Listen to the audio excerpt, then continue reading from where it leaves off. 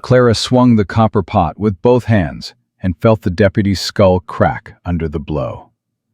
He dropped like a slaughtered hog.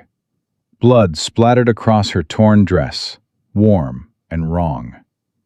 Behind her, Lily screamed. Tommy shouted. The sheriff was already drawing his pistol. "Run!" Clara grabbed Sammy's wrist and pulled. "Run, now!" 5 children fled into the darkness, wanted by the law, hunted like animals. All because a 12-year-old girl refused to let them take her babies away. Subscribe to our channel and follow this story to the very end. Comment the city you're watching from so I can see how far our story has traveled. 3 hours earlier, Clara Ruth Whitfield had been praying. Not the proper kind of praying, with folded hands and closed eyes. The desperate kind. The kind where you bargain with God because you ain't got nothing left to lose. "Please," she whispered into the darkness of the abandoned barn. "Please, just one more day. Just let us stay hidden one more day." Lily coughed in her sleep. The wet, rattling sound that had kept Clara awake for 3 nights straight. At 3 years old, her baby sister was too young to understand why they lived in barns and ate scraps. Too young to remember Mama's face. Too young to know their daddy had looked at 5 hungry mouths and decided he'd rather disappear than feed them. "Clara?" Tommy's voice came from the shadows. Her 10-year-old brother crawled toward her, careful not to wake the others. "You should be sleeping," Clara said. "Can't sleep." Tommy settled beside her, his shoulder pressing against hers. "Keep thinking about what happens if they find us." "They won't. But if they do..." Clara turned to look at him. Even in the darkness, she could see the fear he was trying to hide. Tommy wanted so badly to be the man of the family. He puffed out his chest and talked tough, but he was still just a little boy. A little boy who'd watched his mama die and his daddy walk away. "They won't find us," Clara said firmly. "And even if they do, I ain't letting nobody separate us. You hear me? Nobody." Tommy was quiet for a long moment. Then he whispered, "I heard what Mrs. Patterson said about that ranch in the mountains. You really think some stranger's going to take in 5 kids?" "I think I can cook better than any woman in this territory." Clara's hand found the copper pot beside her, its surface worn smooth by years of use. Mama's pot. The only thing she'd managed to save when the creditors came. "And I think a man who needs a cook ain't going to care how old I am, long as the food's good." "That's a mighty big gamble, Clara. You got a better idea?" Tommy didn't answer. He didn't have to. They sat in silence, listening to Mercy's soft snoring and Sammy's restless movements. At 5 years old, Sammy hadn't spoken a single word since the morning he woke up and found Daddy's bed empty. The doctor in town called it nervous shock. Said it might pass. Said it might not. Clara called it heartbreak. The kind that steals your voice because there ain't no words for that much pain. "Get some sleep," she told Tommy. "We leave at first light." "Where we going?" "To find Mrs. Patterson. She'll tell us how to reach that ranch." Tommy nodded slowly. "And if the sheriff finds us first?" Clara's jaw tightened. Then God help him. Dawn came cold and gray. Clara woke the others as gently as she could, but Lily still cried when pulled from her warm nest of hay. Mercy, 8 years old, with her mama's red hair and freckles, immediately started humming to calm the baby down. "Hush now, Lily Bird," Mercy sang softly. "Hush now, don't you cry. Sister's gonna find us a home up in the sky." It wasn't a real song. Mercy made up songs the way other children made up games.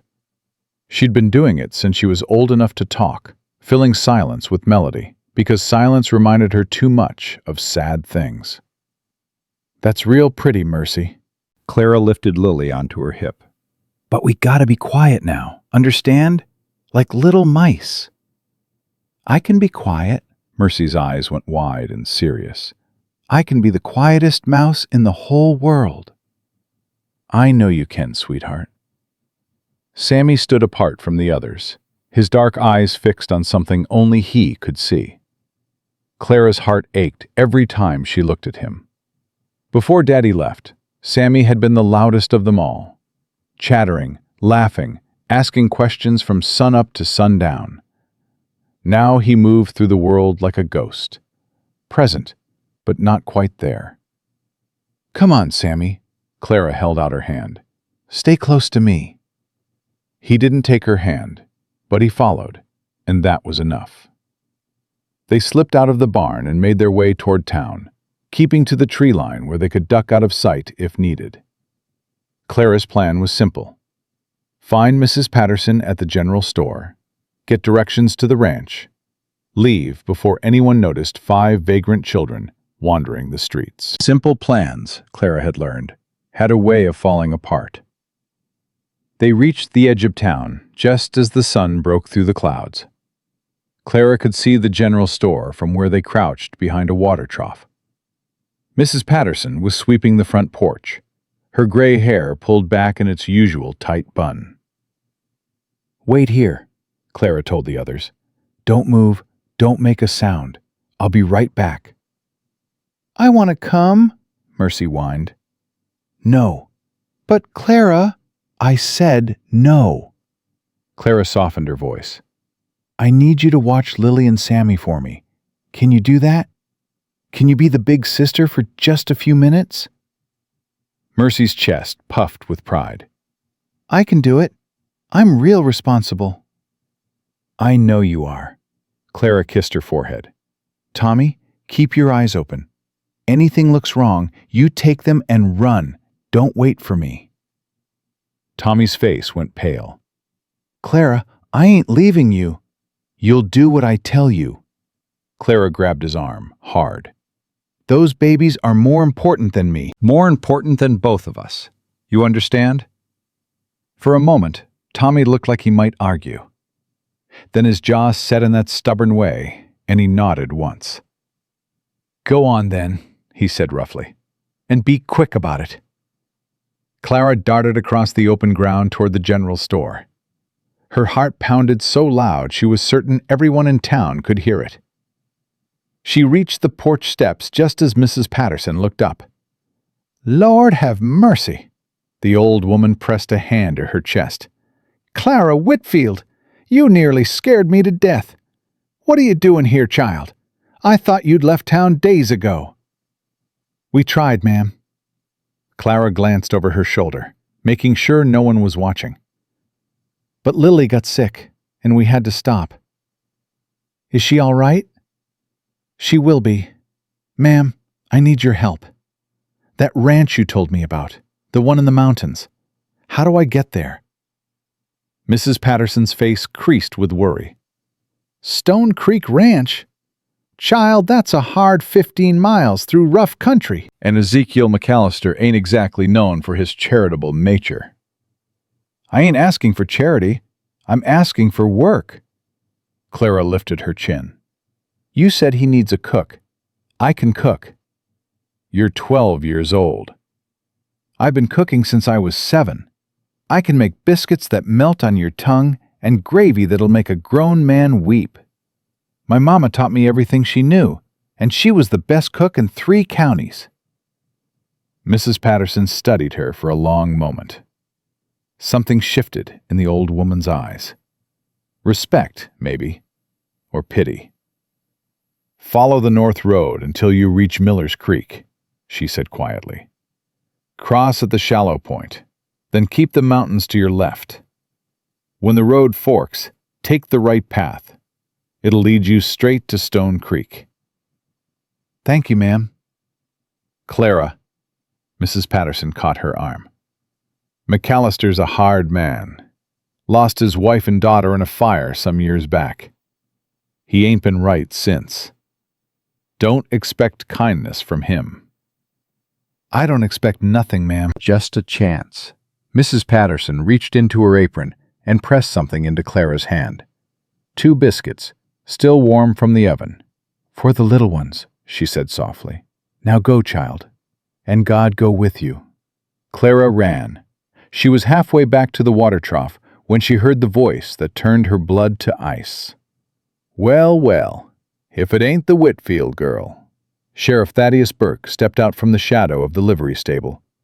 His deputy, a thick-necked man named Horace, flanked him on the right. Clara froze. Funny thing, the sheriff said, walking toward her with slow, deliberate steps. I rode out to that barn this morning to collect you and your siblings. Imagine my surprise when I found it empty. We ain't done nothing wrong. That's so. Burke pulled a folded paper from his coat pocket. Judge Morrison seems to think different. Signed this order himself. The Whitfield orphans are to be collected and placed in appropriate homes. We ain't orphans. Our daddy's coming back. Your daddy's a drunk who abandoned 5 children to starve. Burke's voice hardened. The law says you need proper care. The law says you want to split us up. Clara's voice cracked. Send my sisters to some orphanage 200 miles away. Send my brothers to the Holbrook farm. She spat the name like poison. I know what happens to boys at that place. I ain't letting you take them there. Burke's eyes narrowed. You ain't got a choice, girl. Like hell I don't. Clara ran. She heard Burke curse behind her, heard boots pounding against dirt. She didn't look back. She just ran, her legs pumping, her lungs burning, her mind screaming one word over and over. Kids. Kids. Kids. She rounded the water trough at full speed. Run! She screamed. Tommy, take them and run! But it was too late. Horace had circled around. He stood between Clara and her siblings, his meaty hands already reaching for Tommy. No! Tommy swung his fist, catching Horace square in the nose. Blood sprayed. The deputy howled. You little bastard! Horace backhanded Tommy so hard the boy's feet left the ground. He crashed into the dirt and didn't get up. Mercy screamed. Lily wailed. And Sammy, silent Sammy, stood frozen with his eyes squeezed shut, his small hands pressed over his ears. Horace grabbed Mercy by the hair. Got him, Sheriff, he called out. Got the whole litter.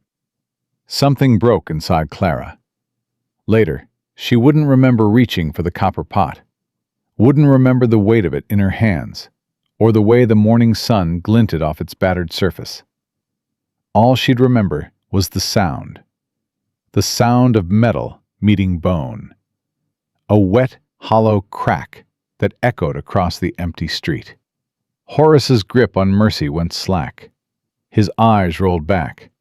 His knees buckled, folded, gave out completely. He hit the ground face first and didn't move. Clara stood over him, breathing hard. Mama's copper pot clutched in both hands. Blood dripped from its rim. Her blood was roaring so loud she barely heard Burke's shout of rage. You killed him! The sheriff drew his pistol. You goddamn killed him! He ain't dead. Clara's voice came out steady, cold, nothing like her own. But he will be if you don't let us go. Burke's face twisted with fury. You're gonna hang for this, girl. All of you. I'll see you hang. Tommy. Clara didn't take her eyes off Burke. Get Sammy. Mercy, grab Lily. We're leaving. Clara, he's got a gun. Now, Tommy. Her brother scrambled to his feet, blood streaming from his split lip. He scooped Sammy into his arms. Mercy clutched Lily against her chest, both girls sobbing. You ain't going nowhere. Burke raised his pistol. I'll shoot you where you stand. Clara stepped forward. 1 step. 2. Burke's hand trembled. You gonna shoot a 12-year-old girl, Sheriff? Clara's voice was quiet now. Deadly quiet. In front of God and everybody? That what kind of man you are? Sweat beaded on Burke's forehead. His finger tightened on the trigger. Clara took another step.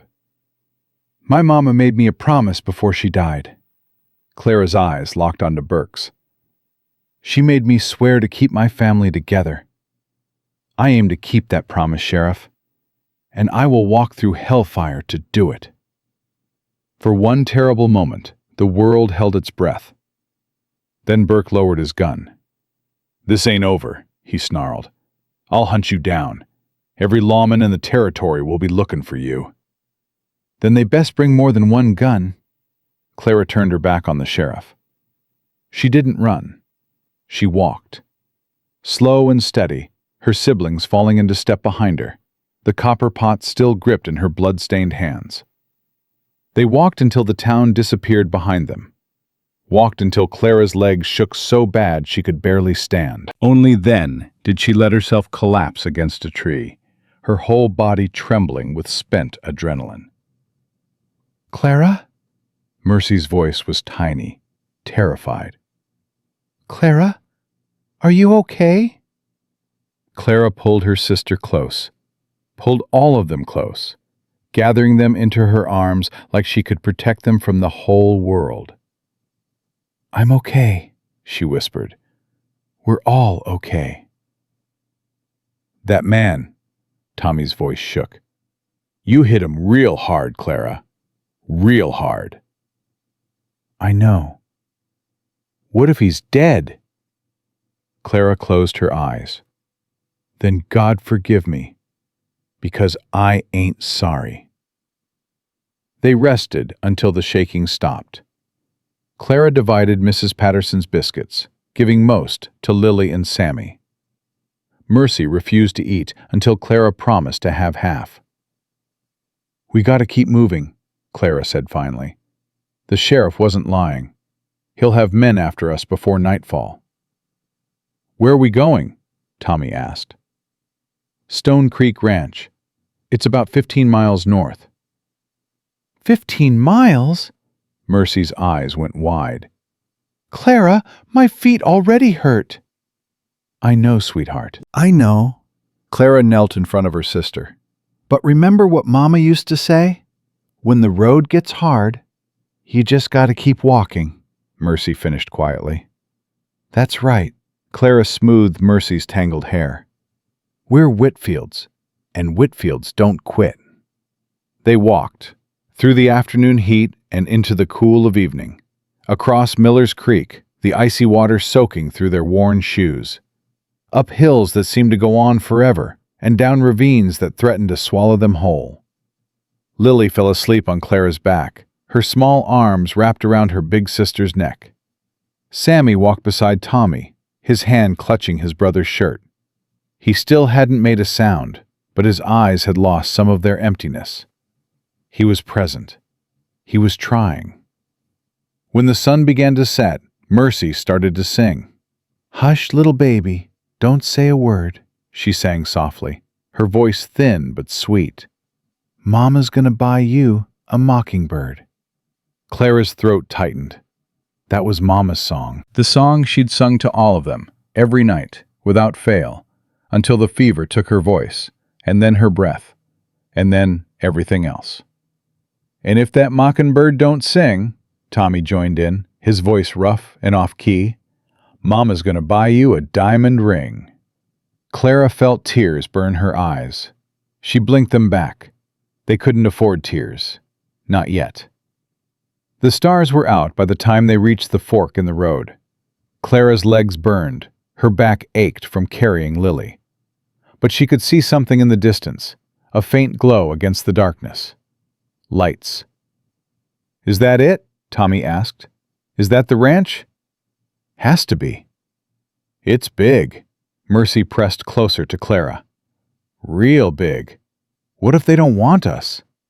"Then we'll find somewhere else." "What if there ain't nowhere else?" Clara didn't answer. She couldn't.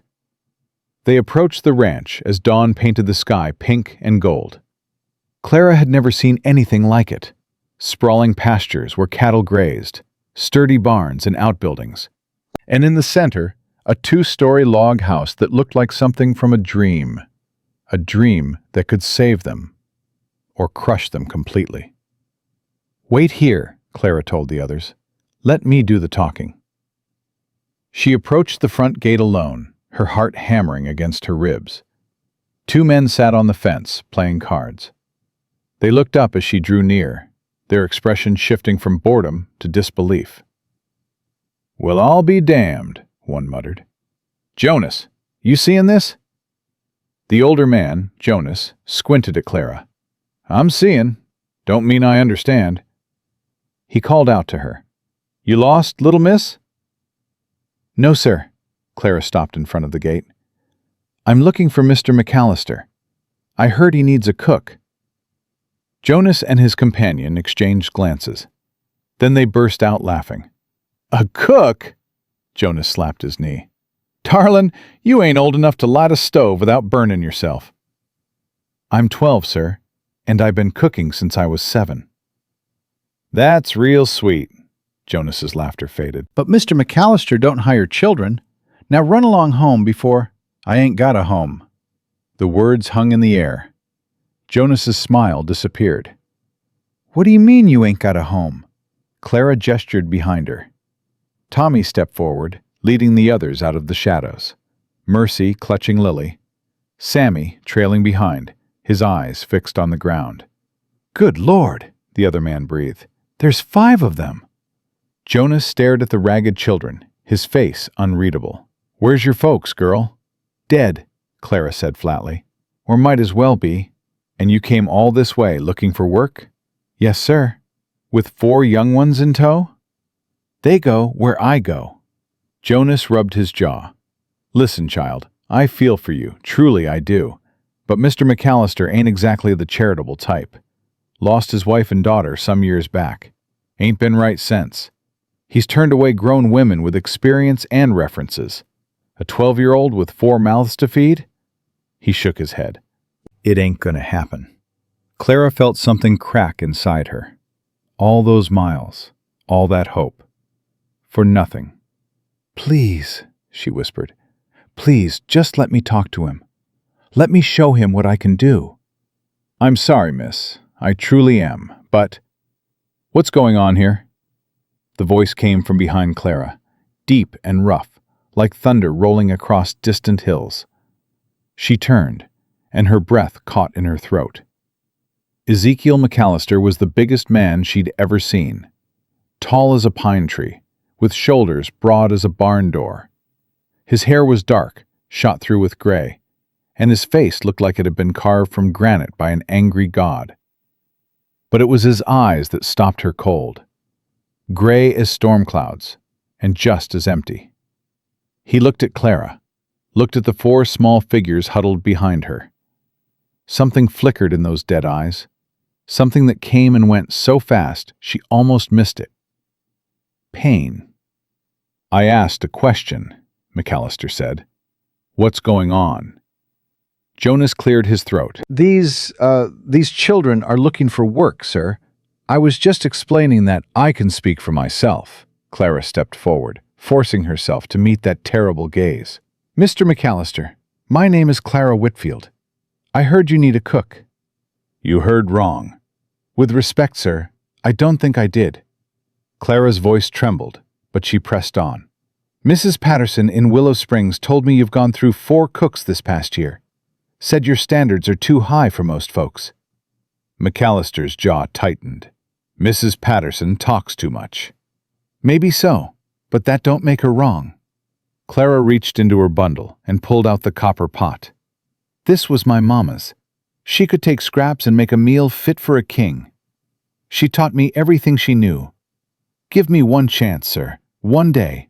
If you don't like my cooking, we'll leave and never bother you again." McAllister stared at the battered pot, at the blood still staining its rim. "That blood," he said quietly. "Whose is it?" Clara's chin lifted. "A man who tried to take my family away from me." "You kill him?" "No, sir, but I would have." Something shifted in McAllister's face. The granite cracked, just slightly. "You got nerve, girl, I'll give you that."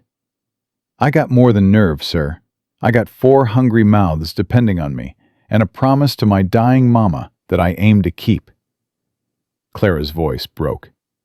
"Please, I ain't asking for charity. I ain't asking for pity. I'm just asking for a chance to prove myself. One chance. That's all." McAllister was silent for a long moment. His eyes moved from Clara to the children behind her, to Tommy, standing tall despite his split lip, to Mercy, clutching Lily like a lifeline, to Sammy, frozen in place with his eyes on the ground. Then Sammy moved. Clara watched, heart in her throat, as her silent brother walked slowly across the dusty yard. He stopped in front of McAllister, tilted his head back to look up at the towering rancher, and reached out his hand. His small fingers brushed against McAllister's calloused palm. Just a touch. Just a moment. Then Sammy stepped back and returned to Clara's side. McAllister stood frozen. His face had gone pale. His hands trembled at his sides. "Mr. McAllister?" Jonas sounded worried. "Sir, are you—" "1 week." McAllister's voice came out hoarse, ragged. "You got 1 week to prove yourself. If the food's good, you stay. If it ain't, you're gone." Clara's heart nearly burst. "Thank you, sir. You won't regret—" "I ain't finished." McAllister's eyes found hers. "Those children stay out of my way. I don't want to see them, hear them, or be reminded they exist. They work, they keep quiet, and they don't cause trouble. Understood?" "Yes, sir." "And one more thing." McAllister leaned down until his face was inches from Clara's. "You ever lie to me, ever betray my trust, and I'll throw you out so fast your head will spin. I don't care how many hungry mouths you got or how many promises you made. Are we clear?" Clara met his gaze without flinching. "Crystal clear, sir." McAllister straightened. "Jonas, show them to the kitchen quarters." He turned and walked away without another word. Clara stood there, shaking, barely able to believe what had just happened. They were in. Against all odds, against all reason, they were in. Jonas approached, shaking his head in wonder. "I've been working for that man for 12 years. Never once seen him change his mind about anything." He looked at Clara with something like respect. "You got guts, little miss. I'll give you that." "I got family," Clara said quietly. "That's worth more than guts." Jonas led them through the ranch to a small building attached to the main kitchen. 2 rooms, barely furnished, but clean and dry. "Ain't much," Jonas admitted, "but it's warm, and there's a stove for heat. Kitchen's through that door. You'll find flour, meat, eggs, the basics. Men eat breakfast at 6, dinner at noon, supper at 6. 17 hands total, including me." 17. Clara's mind was already racing, planning menus. "I can handle that." "We'll see." Jonas paused at the door. "Listen, Miss Clara. McAllister's a hard man, but he wasn't always that way. Before the fire—" He trailed off. "Just don't take it personal if he seems cold. He's got his reasons." "The fire," Clara said carefully. "Mrs. Patterson mentioned something about his wife and daughter." Jonas's face closed off. "Ain't my story to tell. Just be patient with him. And whatever you do, don't mention the girl. Don't mention Emma." Emma. Clara filed the name away. "Thank you, Jonas, for everything." Jonas tipped his hat and left. For a moment, Clara just stood there, staring at the empty room. Then Lily's tiny voice broke the silence. "Sissy, I'm hungry." Clara turned to face her family. 4 pairs of eyes stared back at her, waiting, trusting. She smiled. "Well," she said, "let's see what we've got to work with." That night, after feeding her siblings and putting them to bed, Clara sat alone in the kitchen. The fire had burned down to embers, casting dancing shadows on the walls. She looked at the copper pot, still stained with Deputy Horace's blood. She should clean it. She knew she should. But not yet. Clara pressed her hand against the cool metal, feeling the dents and scratches that told the story of 1,000 meals. Mama's hands had touched this pot. Mama's love had seasoned every dish that came out of it. "I kept my promise, Mama," Clara whispered into the darkness. "I kept us together." But she knew, deep down, that the hardest part was still to come. Tomorrow, she would have to prove herself. Tomorrow, she would have to make a broken man believe in something again. Clara closed her eyes and let the warmth of the dying fire wash over her. Tomorrow. Clara woke before dawn, her body aching from the hard floor, but her mind already racing. She'd slept maybe 3 hours, her thoughts churning through recipes and measurements and strategies for winning over 17 hungry men. Lily was curled against her side, thumb in her mouth. Mercy had wrapped herself around Sammy like a protective blanket. Tommy slept with his back against the wall, positioned between his siblings and the door. Even in sleep, he was guarding them. Clara eased herself up, careful not to wake the others. She pulled on her shoes, tied back her hair, and slipped into the kitchen.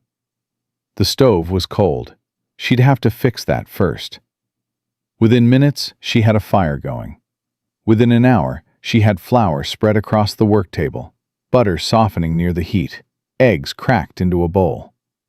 Her hands moved automatically, muscle memory taking over while her mind calculated portions. 17 men. That meant at least 50 biscuits, 2 dozen eggs, a pound of bacon, maybe more. Coffee, strong and black. Gravy thick enough to coat a spoon. Clara worked in silence, the only sounds the crackle of the fire and the soft thump of dough against wood. She rolled, cut, arranged. Rolled, cut, arranged. The rhythm was soothing, familiar. This was what she knew. This was what she was good at. The first batch of biscuits went into the oven just as pink light crept through the window. "Clara!" She turned. Tommy stood in the doorway, rubbing sleep from his eyes. "You should rest more," Clara said. "Your lip's still swelling." "I'm fine." Tommy crossed to the stove, peering at the pots and pans. "You need help?"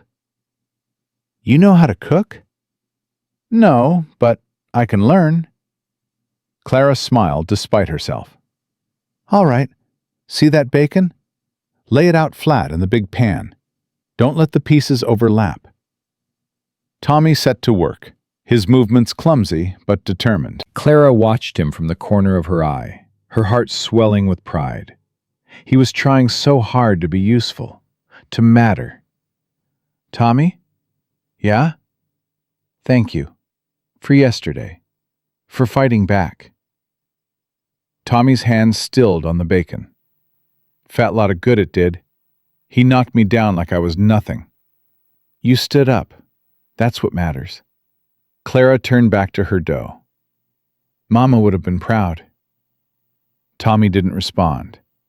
But when Clara glanced over, she saw him standing a little taller. By the time the sun fully rose, the kitchen smelled like heaven.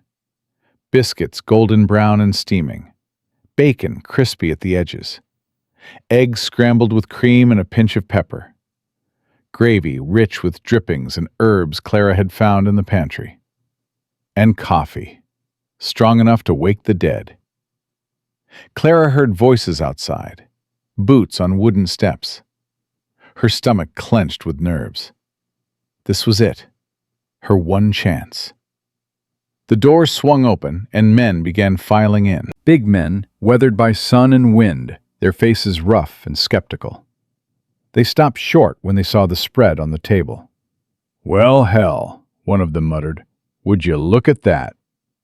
Jonas appeared at the front of the group, his eyebrows climbing toward his hairline.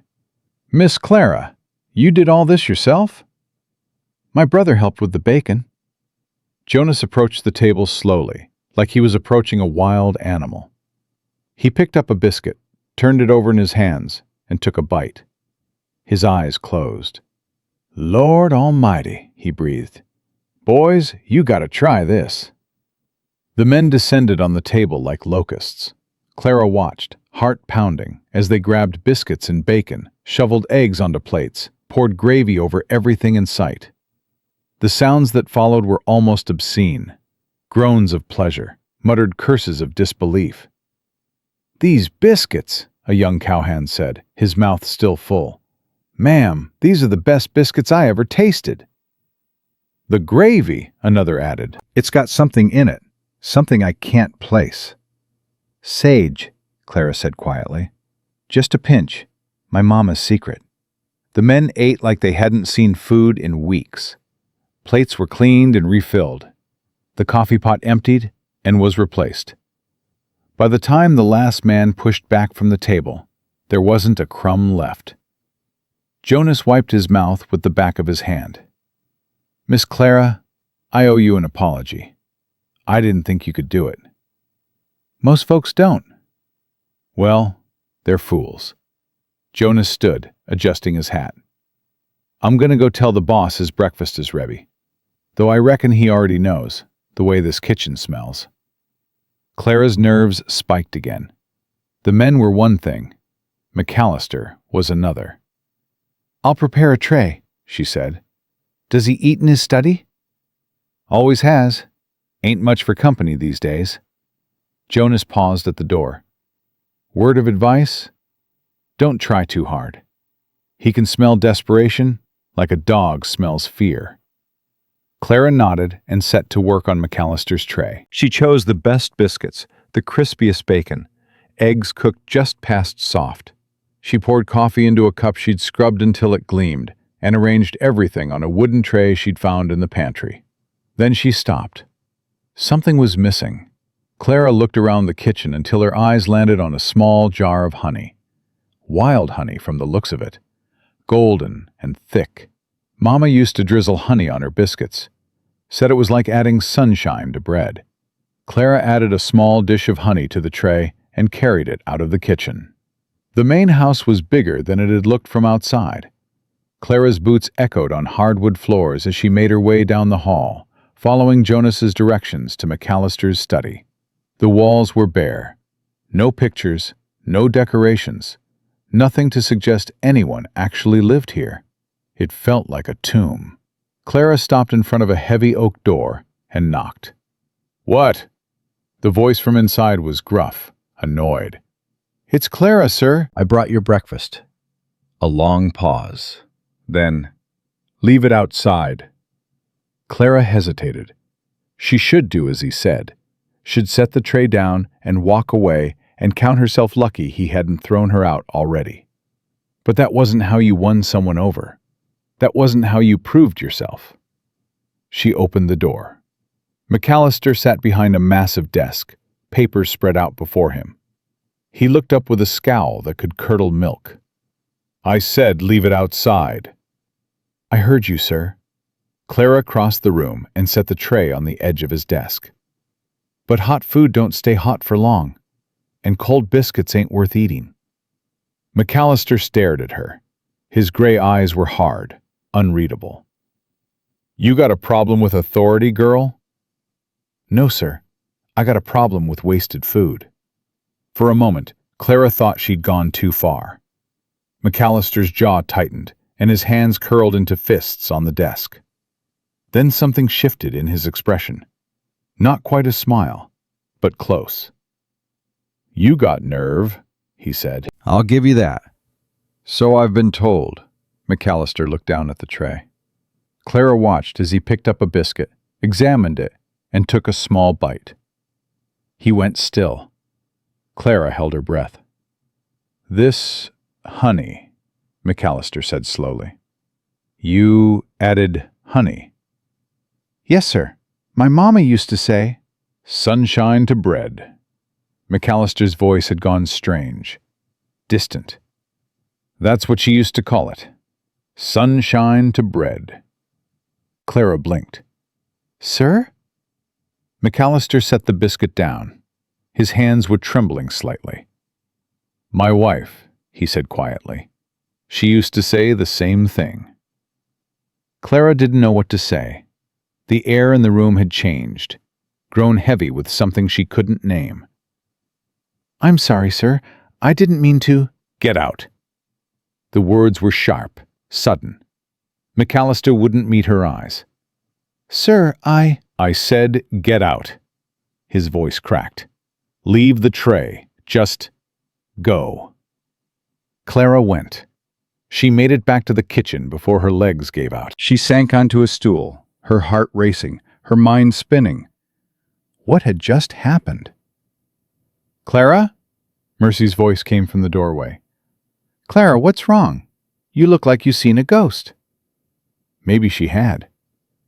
"Nothing's wrong, sweetheart," Clara forced a smile. "Just tired. Did you eat?" "Tommy saved us biscuits. They were real good, Clara.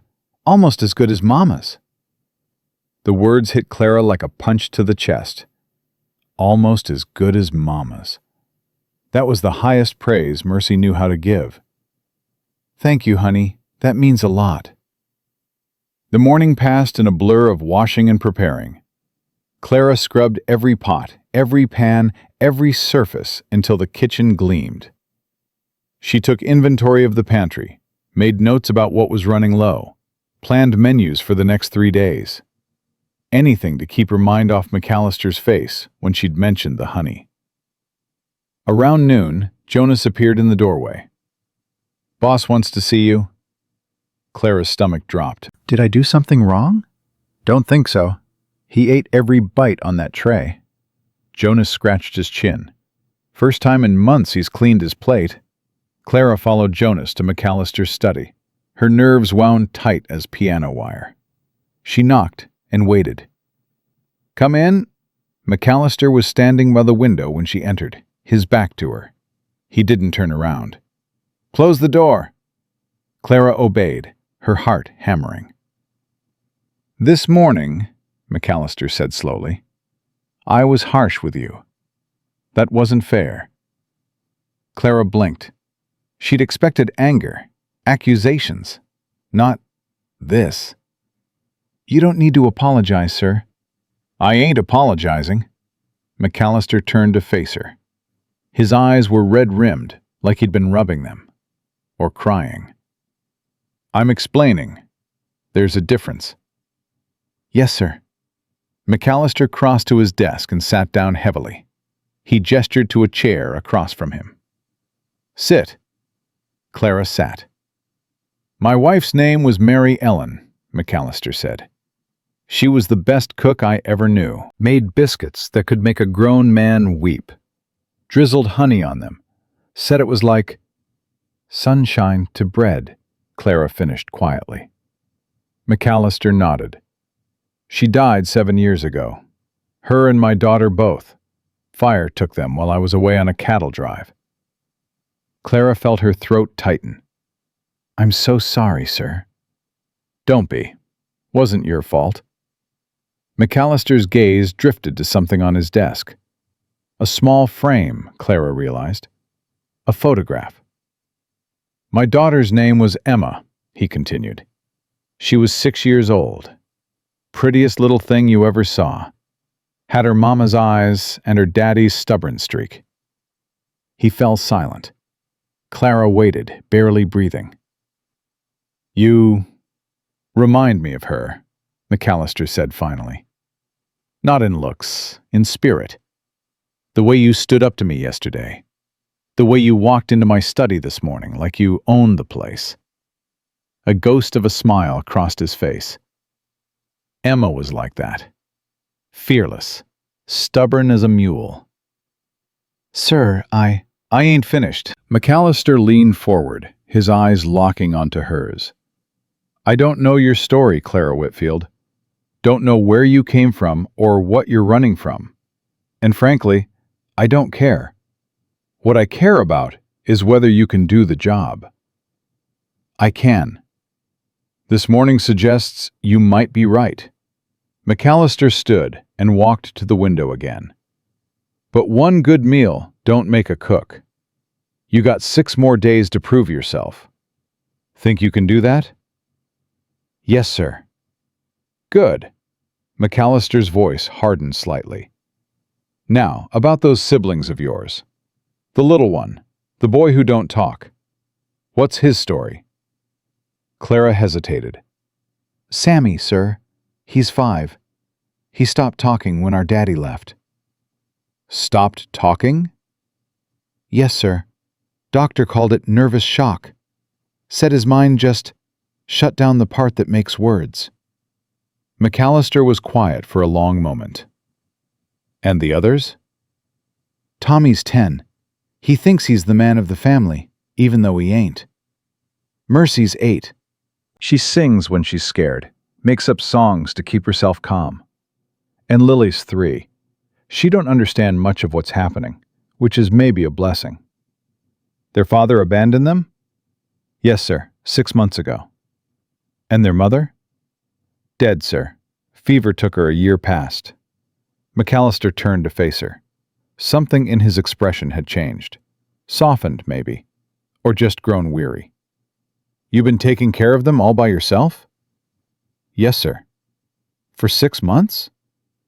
Yes, sir. McAllister shook his head slowly. You're 12 years old. Age don't matter when there's work to be done. For a long moment, McAllister just looked at her.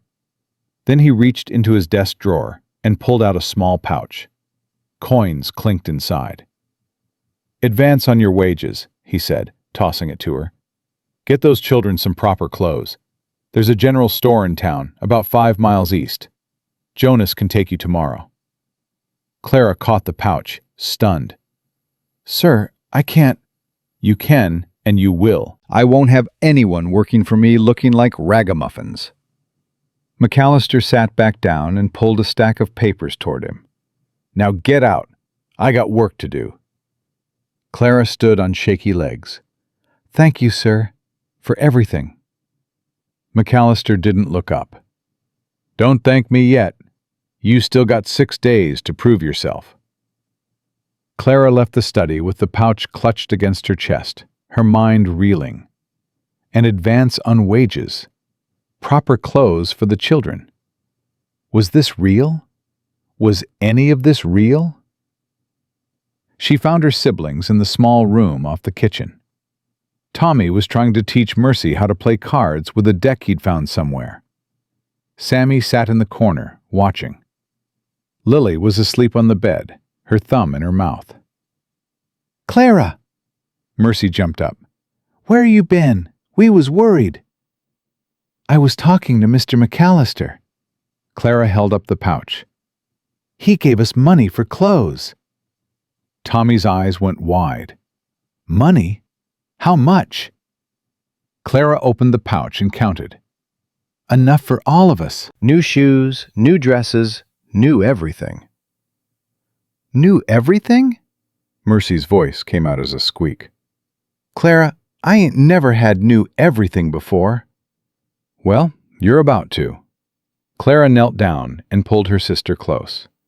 Things are going to be different now. I promise. You keep making promises, Tommy said quietly. What happens when you can't keep them? Clara looked at her brother, at the doubt in his eyes, the fear he tried so hard to hide. Then I'll die trying, she said, same as always. The afternoon brought dinner preparations, and Clara threw herself into the work with renewed energy. She made a roast that fell apart at the touch of a fork, potatoes whipped with butter and cream, green beans cooked with bacon and onion. The men ate like they'd never seen food before. When they finished, one of them actually stood up and applauded. Miss Clara, he said, his weathered face split into a grin. If the boss don't keep you on, I'll marry you myself. Clara felt her cheeks flush. I'm 12, sir. Then I'll wait. The man winked. Good cooking's worth waiting for. Laughter rippled through the room. For the first time since arriving, Clara felt something loosen in her chest. Maybe this could work. Maybe they could actually belong here. After dinner, Clara was scrubbing pots when she heard a commotion outside. Raised voices, heavy footsteps. She dried her hands and went to the window. Two men on horseback had stopped at the gate. Even from this distance, Clara could see the badges pinned to their chests. Lawmen. Her blood turned to ice. "Clara?" Tommy appeared beside her, his face pale.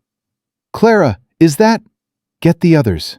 Clara's voice came out steady, despite the terror clawing at her throat. "Take them to the back room. Don't come out, no matter what you hear." "But now, Tommy." Tommy ran.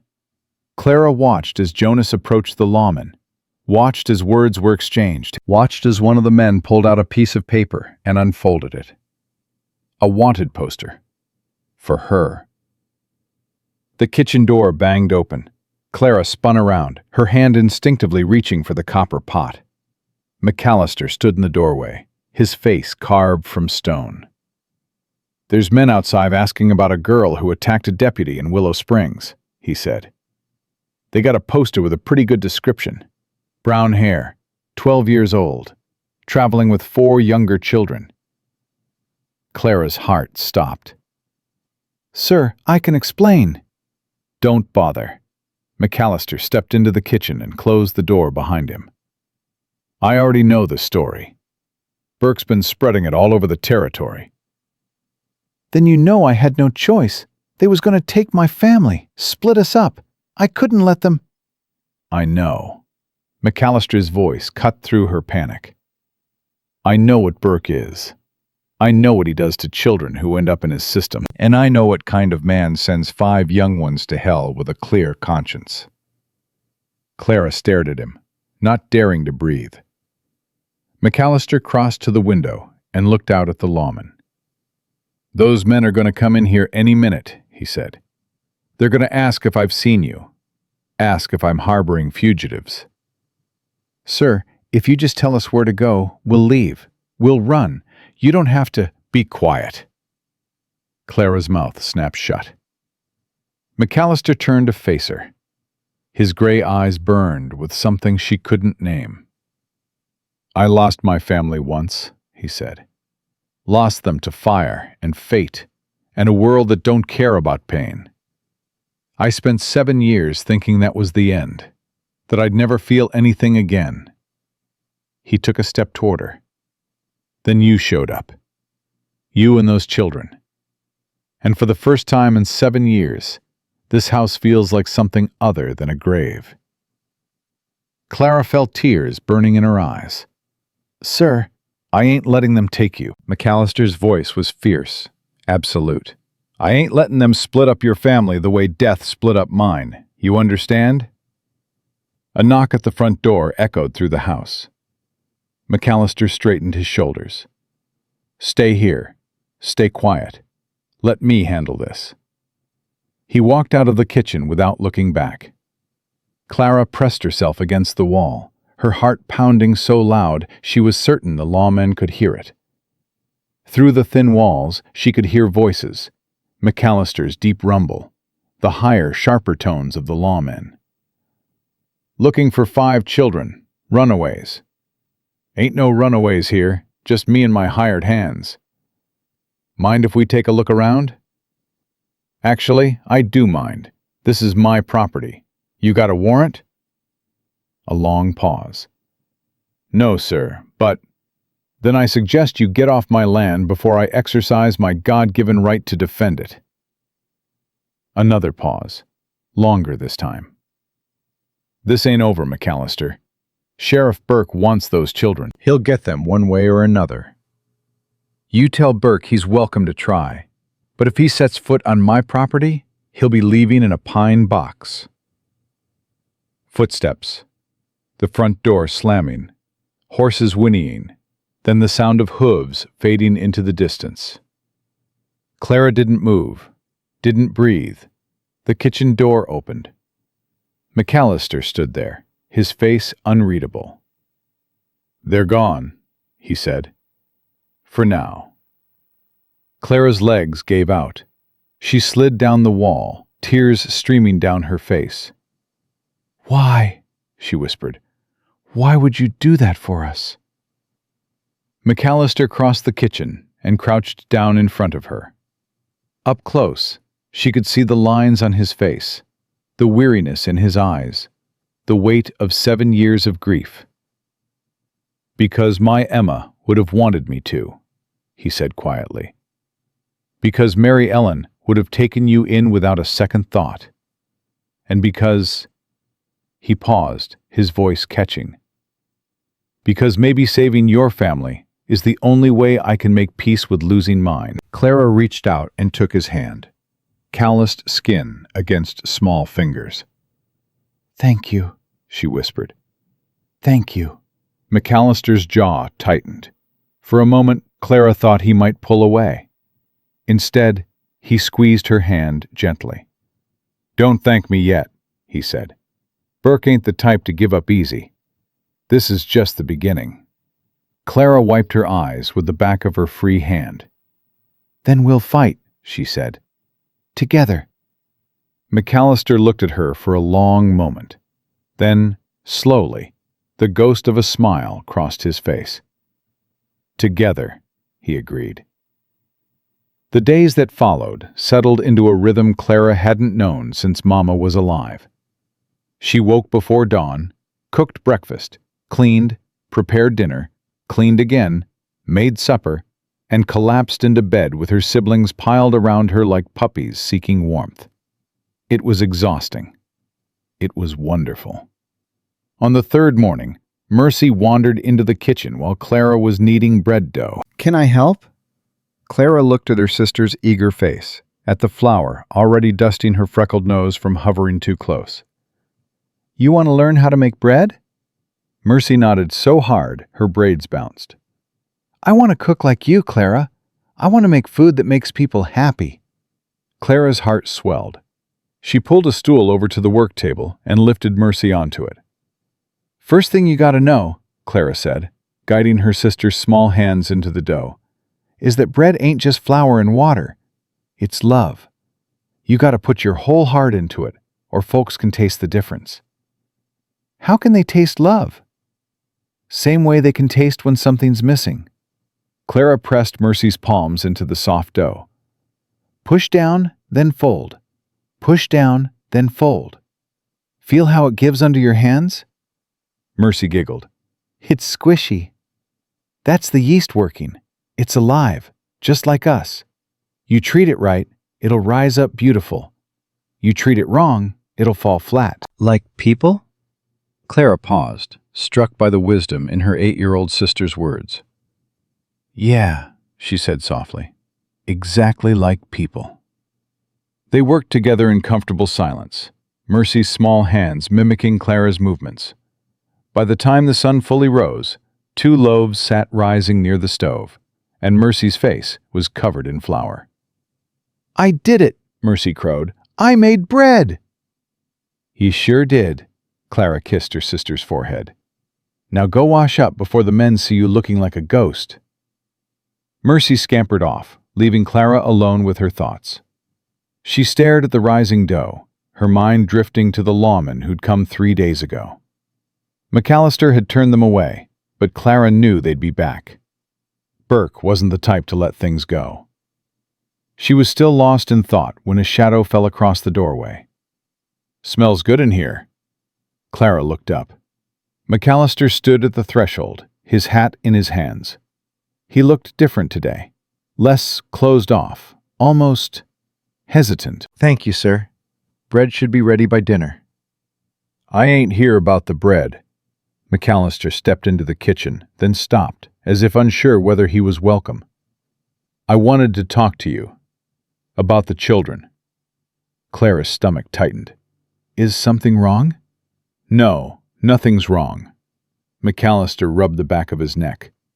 "It's just, Jonas tells me the little ones have been cooped up in that back room for 3 days. Ain't right for children to be locked away like prisoners." I told them to stay out of your way, sir, like you said. "I know what I said." McAllister's jaw tightened. "I'm saying something different now." Clara waited, not daring to hope. "There's a meadow behind the east barn," McAllister continued.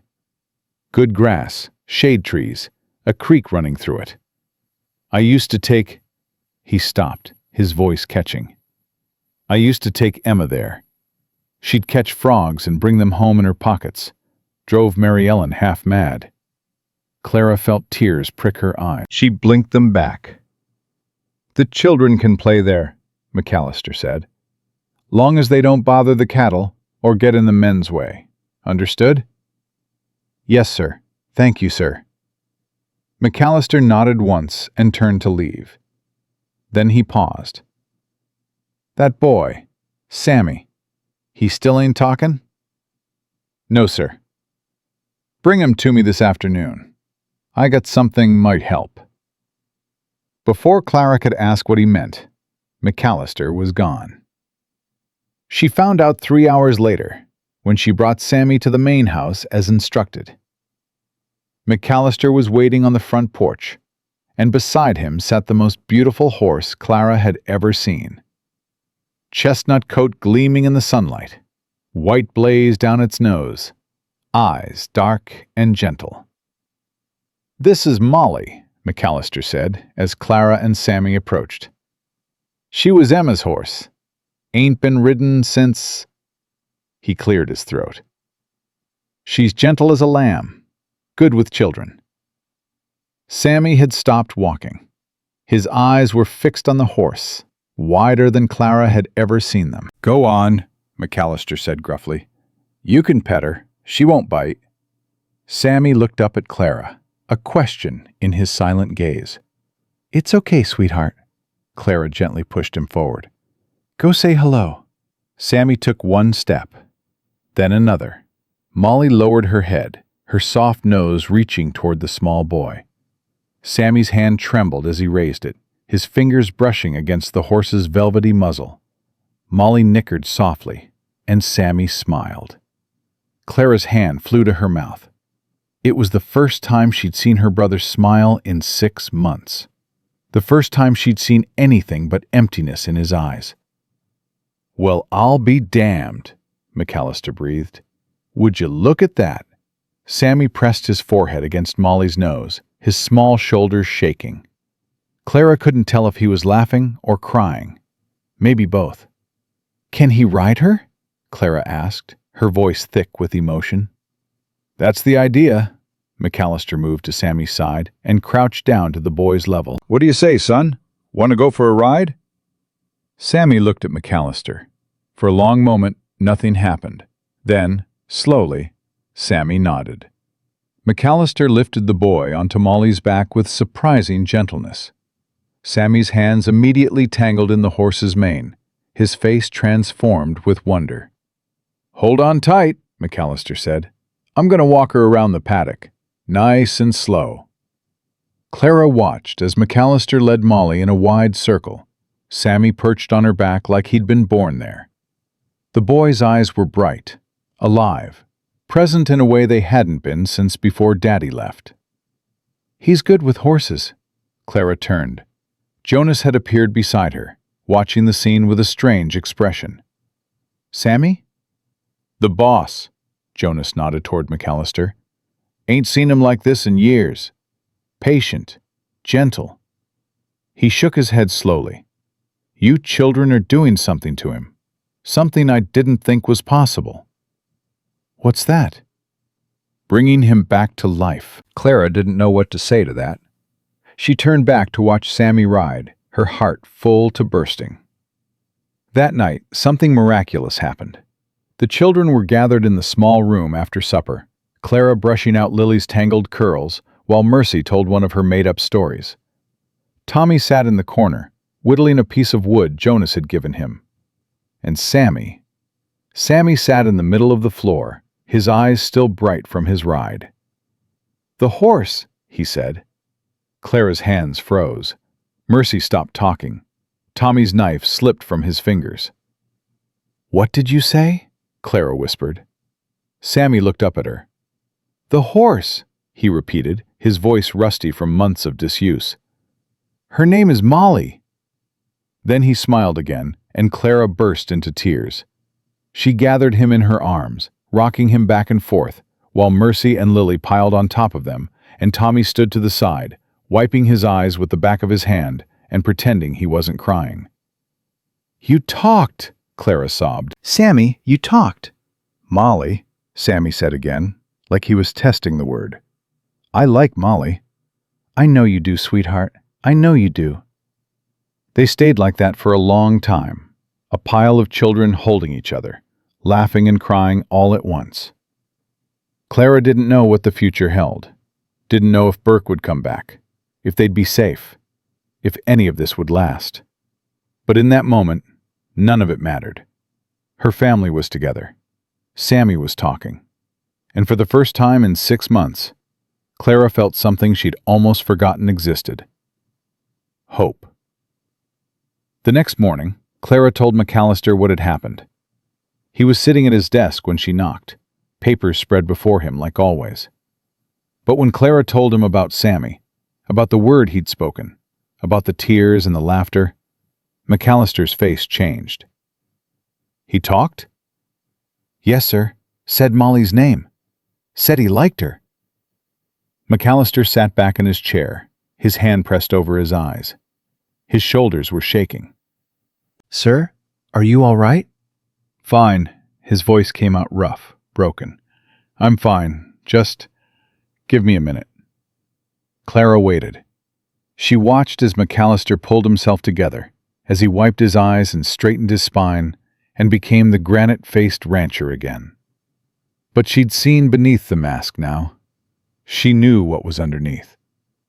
"The boy can ride Molly whenever he wants," McAllister said finally. "Long as there's someone to supervise him." "Thank you, sir." "And Clara," McAllister met her eyes. "Stop calling me sir. Makes me feel old." "What should I call you?" McAllister hesitated. Something flickered across his face. Pain, maybe, or longing. "Zeke," he said quietly. "My name is Zeke." From that day forward, everything changed.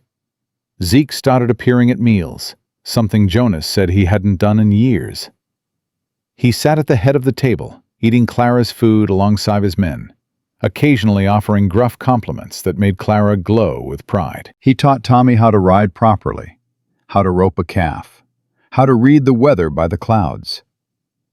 The boy blossomed under the attention, his sullen defiance melting into eager determination. He let Mercy sing at supper, even though her songs were silly and made up, and sometimes went on too long. The men loved it. They'd stomp their feet and clap along, their weathered faces split into grins. He held Lily on his lap while Clara cooked, bouncing her on his knee and making faces that sent her into fits of giggles. The 3-year-old had taken to calling him Z, which she couldn't quite pronounce, so it came out sounding like C. And Sammy. Sammy followed Zeke everywhere, a small shadow trailing the big man across the ranch. He didn't talk much, just a word here and there, but his eyes were alive now, present, whole. Clara watched it all unfold with a mixture of joy and terror. Joy because her family was healing. Terror because she knew it couldn't last. Burke was still out there. The wanted posters were still circulating, and every day that passed was another day closer to the moment when their fragile happiness would shatter. On the 7th day, Clara's trial period officially ended. She was preparing breakfast when Zeke appeared in the kitchen doorway. "We need to talk," he said. Clara's hands stilled on the biscuit dough. "Yes, sir. I mean, Zeke." "It's been a week." "I know." "The food's been good. Better than good." Zeke crossed his arms, his face unreadable. "The men are happier than I've seen them in years. Productivity's up. Morale's up. Even Jonas is smiling. And that man ain't smiled since the war." Clara held her breath. "So here's what I'm thinking," Zeke continued. "Forget the trial period. I want you to stay. Permanently. All 5 of you." The words hit Clara like a physical force. Her knees went weak, and she had to grab the table to keep from falling. "You mean it?" "I don't say things I don't mean." Zeke uncrossed his arms and took a step toward her. "This ranch needs a cook. Those children need a home, and I—" He paused, his jaw working. "I need a reason to keep getting up in the morning." Clara felt tears streaming down her face. She didn't bother wiping them away. "But there's something else," Zeke said. "Something we need to discuss." Clara's joy curdled into fear. "What is it?" "Burke ain't gonna stop. You know that. He's got the law on his side, even if that law is crooked as a snake. As long as those children are legally unattached, he can swoop in any time and take them." "Then what do we do?" Zeke was quiet for a long moment. His gray eyes, usually so hard, had gone soft with something Clara couldn't name. "I want to adopt them," he said. "All of them. Make them legally mine. Burke can't touch children with a legal guardian. He'd have to go through the courts, and no judge in the territory would take children from a man with my standing." Clara stared at him. You want to adopt us? "Not you." Zeke's voice was gentle but firm. "You're 12 years old, Clara. Too old for adoption in the eyes of the law. But the others, Mercy, Tommy, Sammy, Lily, I can give them my name. Give them protection. Give them a future." Clara's mind was spinning. Adoption, legal protection, a future. What about me? Zeke's expression shifted. "That's the complicated part. The law don't allow a single man to be guardian of a near-grown girl. It's improper, they say." Clara felt something cold settle in her stomach. "So, I'd have to leave?" "No." Zeke's voice was fierce. "That ain't what I'm saying. There's another way. A woman in town, Widow Harrison. She's a good woman, respectable. She's agreed to be your legal guardian, on paper. You'd still live here, still work here, still be with your siblings. But legally, you'd be her ward." "You've already talked to her?" "I've been planning this since the day those lawmen came to my door." Zeke met Clara's eyes. "I meant what I said, Clara. I ain't letting them take your family. Not while I'm breathing." Clara couldn't speak. The tears were coming too fast now, blurring her vision, choking her voice. "Why?"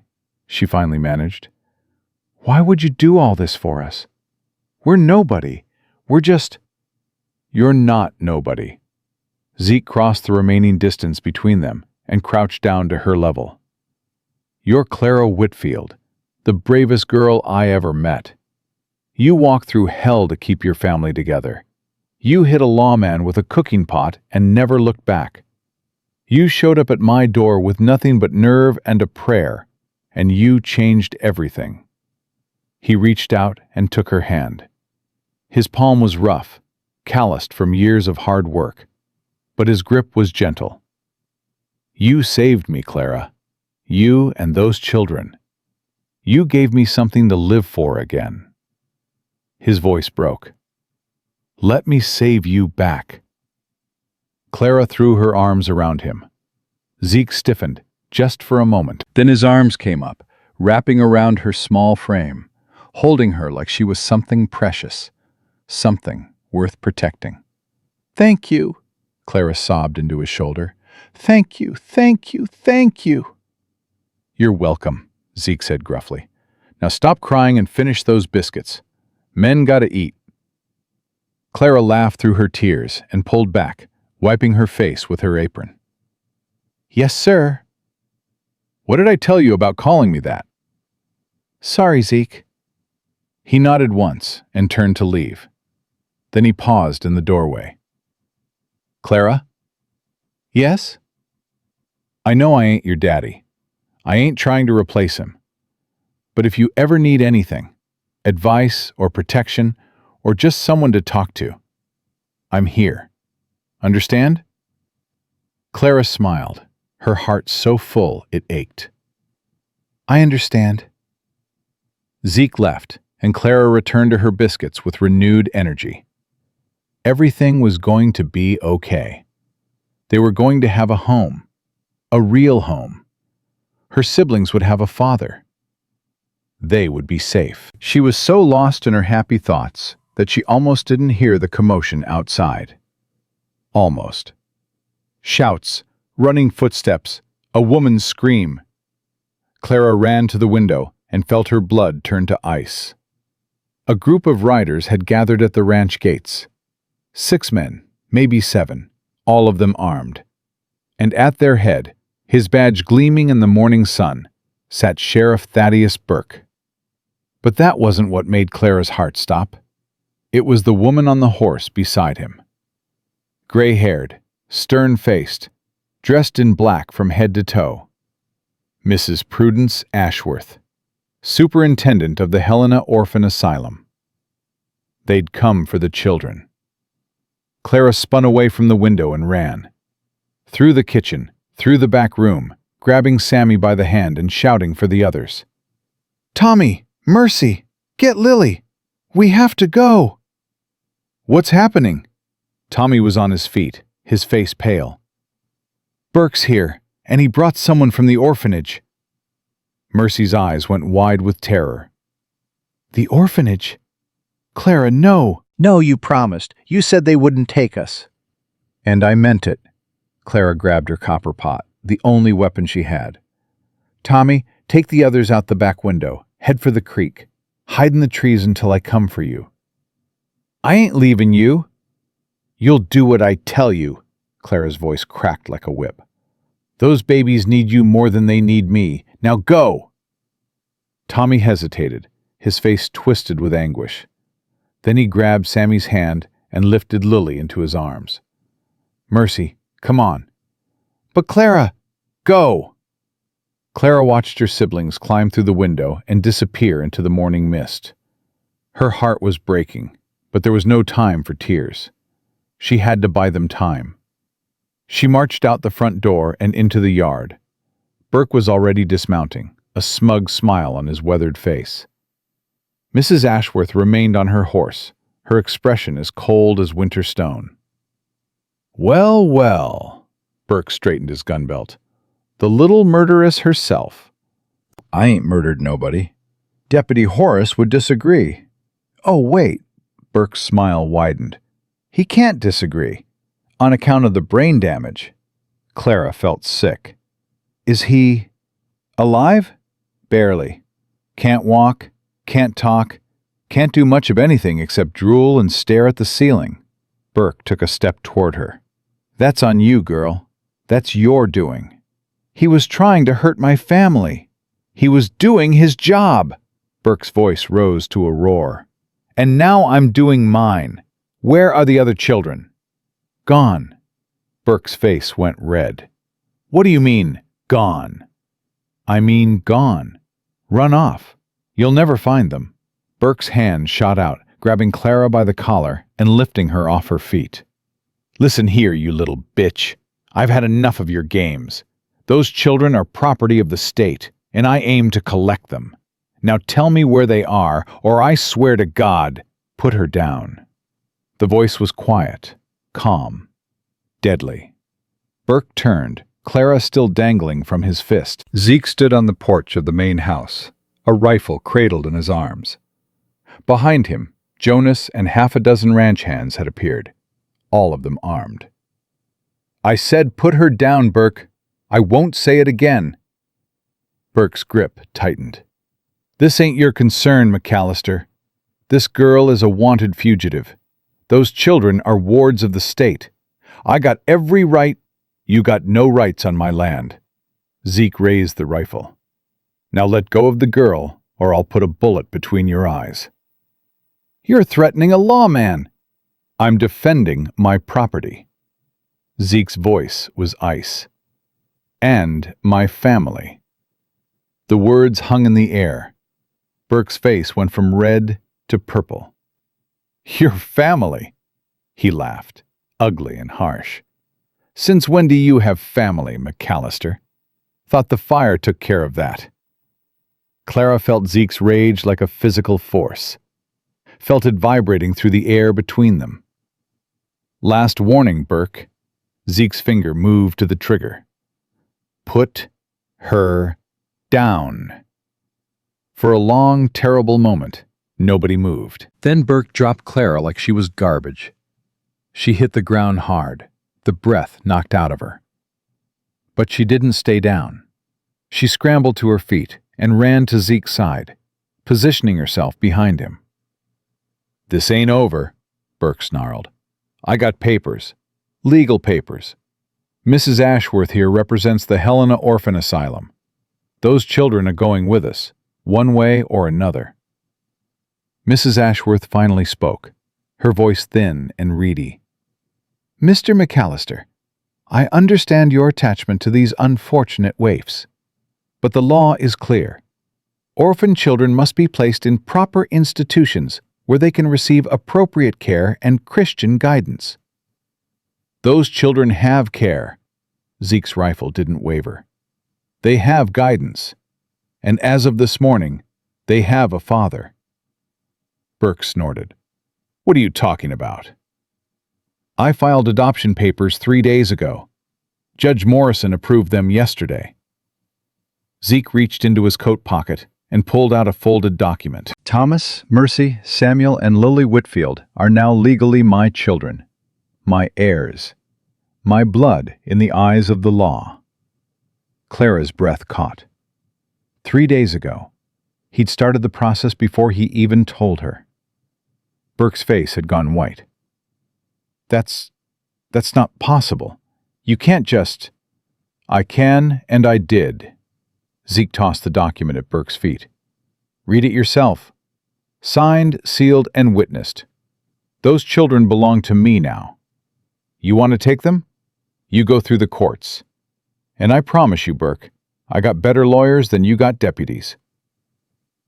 Mrs. Ashworth's thin face had pinched even tighter. "And what about the girl? Clara, the one who assaulted an officer of the law?" "Clara Whitfield is a ward of Widow Harrison, legal and proper. She works for me as a domestic employee. Any attempt to remove her will be met with the full force of my legal team." Zeke lowered his rifle slightly. "Face it, Burke. You lost. Now get off my land before I forget I'm a civilized man." Burke stood there, shaking with rage. His hand hovered over his pistol. "Go ahead," Zeke said softly. "Draw. Give me a reason." The moment stretched like a rubber band about to snap. Then Burke's hand dropped to his side. "This ain't over," he hissed. "You think some papers are going to protect you? You think the law's going to be on your side forever? I'm going to find a way to take those children. I'm going to find a way to make you pay for humiliating me." "You're welcome to try." Zeke raised his rifle again. "Now get off my property. You got 10 seconds. Burke mounted his horse, his movements jerky with fury. Mrs. Ashworth followed, her face pinched with disapproval. 10, Zeke counted. 9, 8. The riders wheeled their horses and galloped toward the gates. 7, 6, 5. They passed through the gates and disappeared down the road. 4, 3, 2. Silence fell over the ranch. 1. Zeke lowered his rifle. His shoulders sagged. Clara realized he'd been trembling the whole time. "Zeke?" She touched his arm. "Are you okay?" He looked at her, and for the first time since she'd met him, she saw tears in his eyes. "Go get your siblings," he said hoarsely. "Bring them home." Home. Clara ran. She found them huddled in the trees by the creek, just like she'd told them. Tommy was standing guard with a stick, ready to fight the whole world. Mercy was singing softly to Lily, trying to keep the toddler calm. And Sammy was crouched at the edge of the water, watching the minnows swim.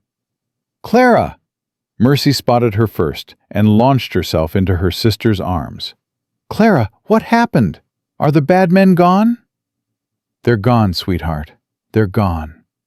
Clara gathered all of them close, breathing in the scent of her family.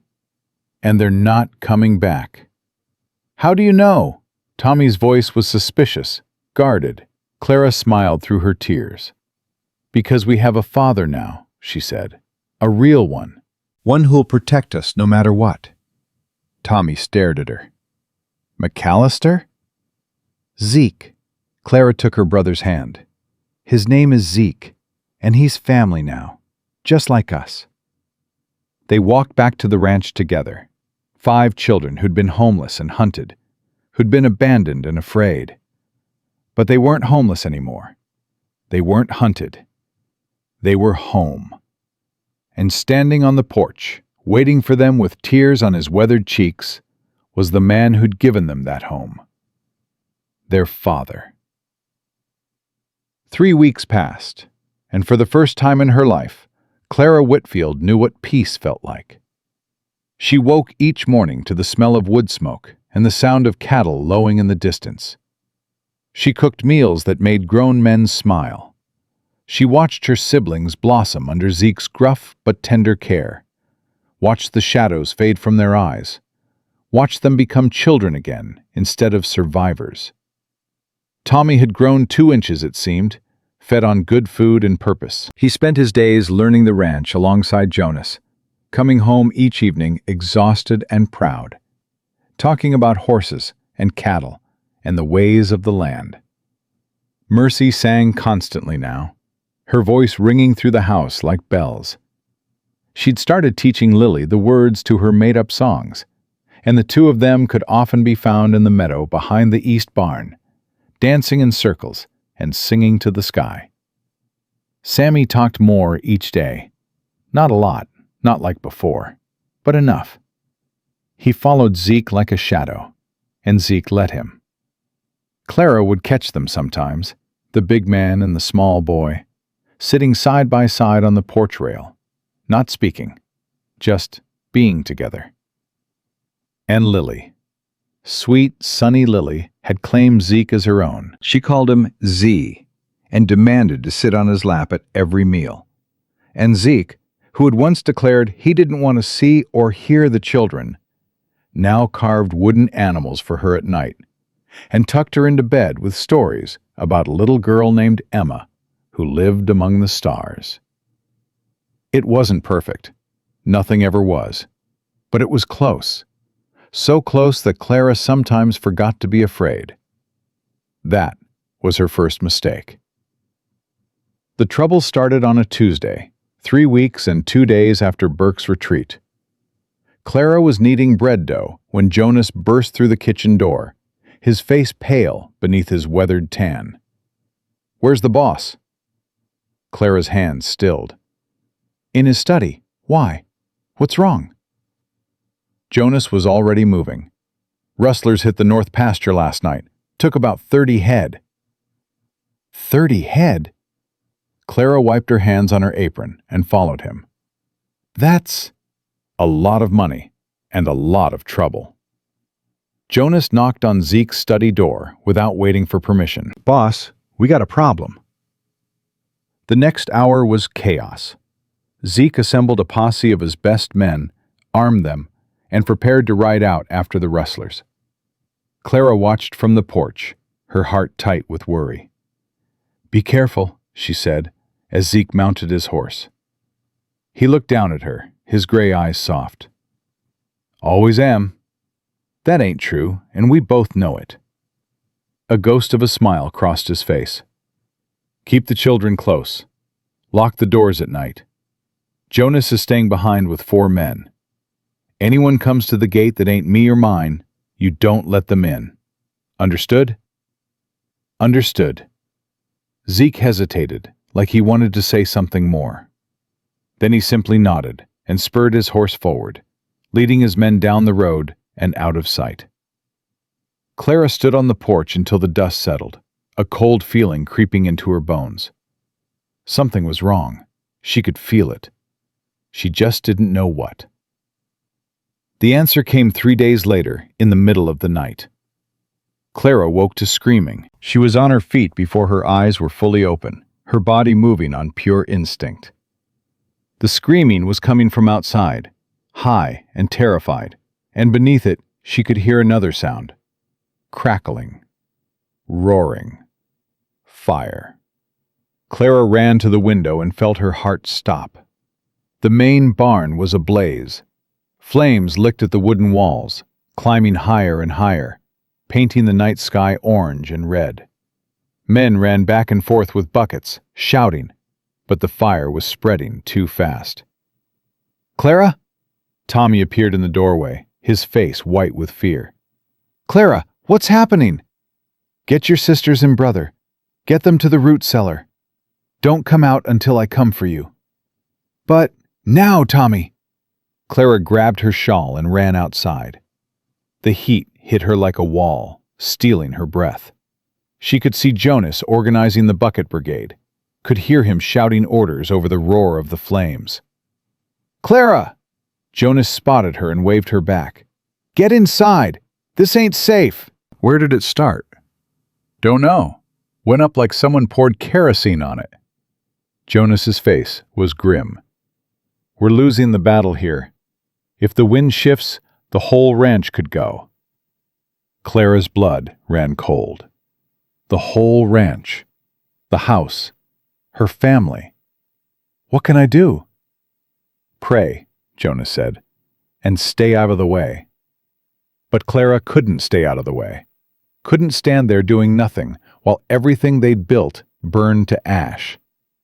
She grabbed a bucket and joined the line, passing water from hand to hand, her arms screaming with the effort. The fire fought back. For every bucket they threw, the flames seemed to grow stronger, hungrier. Clara could feel the heat blistering her skin, could taste smoke in the back of her throat. Then she heard it, a sound that made her heart stop. Neighing. Terrified, desperate neighing. Molly. Molly was still in her stall, the stall that was attached to the burning barn. Clara dropped her bucket and ran. "Clara!" Jonas's voice followed her. Clara, no, stop! She didn't stop. Couldn't stop. Sammy loved that horse. That horse had given him his voice back. She couldn't let Molly burn. The heat intensified as she got closer, but Clara pushed through. She found the stable door and yanked it open, smoke billowing out in thick black clouds. She pulled her shawl over her face and plunged inside. "Molly! Molly, where are you?" A whinny answered her, high and panicked. Clara followed the sound, her eyes streaming, her lungs burning. She found Molly in the last stall, rearing and kicking at the walls, wild with terror. "Easy, girl, easy." Clara fumbled with the latch, her fingers clumsy from fear. "I'm gonna get you out. Just hold on." The latch gave. The door swung open. Molly bolted past Clara, nearly knocking her down, and thundered toward the exit. Clara tried to follow, but her legs gave out. The smoke was too thick. She couldn't breathe, couldn't see. She fell to her knees, gasping. "This is it," she thought. "This is how I die." Then strong arms grabbed her, lifted her, carried her out into the night air. She blinked up through streaming eyes and saw Zeke's face above her, his expression twisted with fear and fury. "Zeke?" Her voice came out as a croak. "You came back." "Rustlers were a diversion." Zeke's arms tightened around her. "Sent us on a wild goose chase so they could... He couldn't finish. He was staring at the burning barn, and Clara saw something in his eyes that terrified her more than the flames. Recognition. Memory. Trauma. "Zeke?" Clara grabbed his face, forcing him to look at her. "Zeke, stay with me. Don't go back there. Stay here." "The fire." His voice had gone strange, distant. Mary Ellen was... Emma was... I know, Zeke, but that was then. This is now. Clara's hands trembled against his cheeks. I'm here. The children are safe. We're all safe. Look at me. Look at me. Zeke's eyes focused slowly, painfully. He looked at Clara like he was seeing her for the first time. Clara? I'm here. I'm right here. You went into the fire. I had to save Molly. Sammy loves that horse. You could have died. Zeke's voice cracked. You could have died like... But I didn't. Clara managed a weak smile. Takes more than a little fire to kill a Whitfield. Zeke made a sound somewhere between a laugh and a sob. He pulled Clara close, holding her so tight she could barely breathe. Don't ever do that again, he said into her hair. Don't ever scare me like that again. I won't. I promise. They held each other while the barn burned, while men shouted and water flew and the night sky glowed orange. And when the flames finally died down, when the barn was nothing but smoldering ruins, they were still holding on. Dawn revealed the full extent of the damage. The main barn was destroyed. The stable had survived, barely, thanks to Clara's quick action. 3 horses had been lost, trapped in stalls no one could reach. The hay stores were gone, and with them, half the feed for the winter. But no one had died. No people, anyway. And that was when they found the evidence. Jonas brought it to Zeke while Clara was serving breakfast to the exhausted firefighters. A kerosene can, half empty, found behind the barn, and a piece of paper, singed at the edges but still readable. A note. This is just the beginning. Give up the children, or next time, it'll be the house. Clara felt the blood drain from her face. Burke. Has to be. Zeke's hands were shaking, not with fear, with rage. Couldn't get the children legal, so he's trying to burn us out. Can't we take this to the law?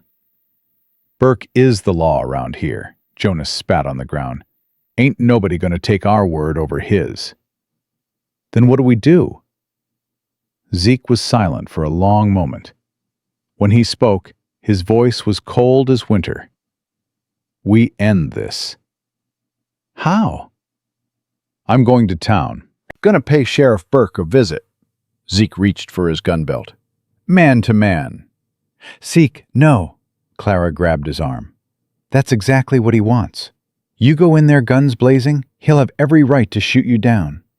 Then what happens to us? What happens to the children? So what do you suggest? We wait for him to burn down the house with all of you inside? We fight smart. Clara's mind was racing. Burke wants something. There's got to be a reason he's so set on getting those children. What is it? What's he after? Jonas cleared his throat. There's rumors. Nothing solid, but... What rumors? Burke's been running a scheme with the orphanages. Takes in kids as wards of the state. Then sells them off to mines and factories as cheap labor. Gets a cut of whatever the kids earn. Jonas's face twisted with disgust. It's illegal, but nobody can prove nothing. Clara felt sick. He wanted to sell my siblings? 4 healthy children? That's a lot of money. Jonas shook his head. You cost him a small fortune when you got away, Miss Clara. That's why he's so riled. Then we expose him. Clara's voice was fierce. We find proof. We show people what he really is. How? Zeke demanded. Burke's been running this scheme for years. If there was proof, someone would have found it by now. Maybe they weren't looking in the right places. Clara thought about Mrs. Ashworth, the woman from the orphanage, about the way she'd looked at the children, like they were livestock instead of human beings. The orphanage. Mrs. Ashworth. She's part of it. She has to be. If we can get someone inside, get them to talk. That's a dangerous game, Clara. Living is a dangerous game. Clara met Zeke's eyes. You taught me that. Zeke stared at her for a long moment. Then slowly, he nodded. All right, we do this your way. But I'm not sitting on my hands while you play detective. He turned to Jonas. Double the guards, day and night. Anyone approaches this ranch who ain't invited, you shoot first and ask questions later. Yes, boss. And Jonas? Zeke's voice hardened. If anything happens to these children while I'm dealing with Burke, I'll hold you personally responsible. Understood. Clara spent the next 2 days planning. She sent word to Widow Harrison, the woman who was her legal guardian on paper, asking for help. The widow had connections in Helena, friends who might know something about Mrs. Ashworth and her dealings. She talked to the ranch hands, asking about Burke, about rumors they'd heard, about anything that might be useful. One of them, a young man named Pete, remembered something. I had a cousin, Pete said, his voice low. She got sent to the Helena Orphan Asylum about 5 years back. Pretty little thing, sweet as sugar. Never saw her again. What happened to her? Nobody knows. Asylum says she got adopted by a good family. But my aunt wrote to that family, and they said they never heard of her. Pete's jaw tightened. She just disappeared. Clara filed the information away. On the third day, Widow Harrison arrived at the ranch with news. Mrs. Ashworth keeps records, the widow said. She was a small woman, gray-haired and sharp-eyed, with a spine of pure steel. Every child that comes through her asylum, she logs their name, where they came from, and where they went. Those records are locked in her office. Can we get to them? Not legally, but... The widow hesitated. I know someone. A woman who works at the asylum. She's been suspicious of Mrs. Ashworth for years. If we can convince her to help, do it. Clara didn't hesitate. Whatever it takes. It's risky, Clara. If we're caught, then we'll deal with it. Clara's voice was hard.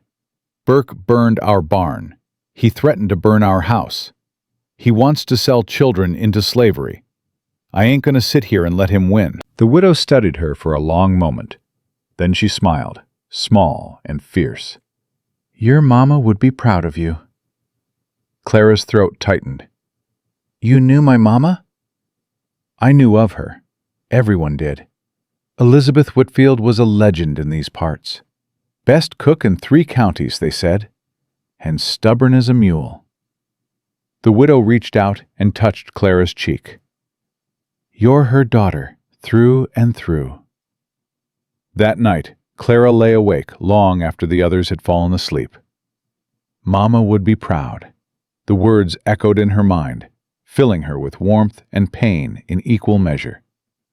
She wondered what Mama would think of all this, of the ranch, of Zeke, of the danger they faced. She would tell me to fight, Clara thought. She would tell me to protect my family no matter what. And that's exactly what I'm going to do. A week later, everything fell into place. The woman from the asylum, a young nurse named Rebecca, agreed to help. She smuggled out copies of Mrs. Ashworth's records, pages and pages of names and dates and destinations. The evidence was damning. Over the past 10 years, more than 60 children had passed through the Helena Orphan Asylum. Of those 60, only 12 had been legitimately adopted. The rest had been transferred to mines in Montana, factories in the east, even farms down south that were little better than slave plantations. And every transfer bore Burke's signature.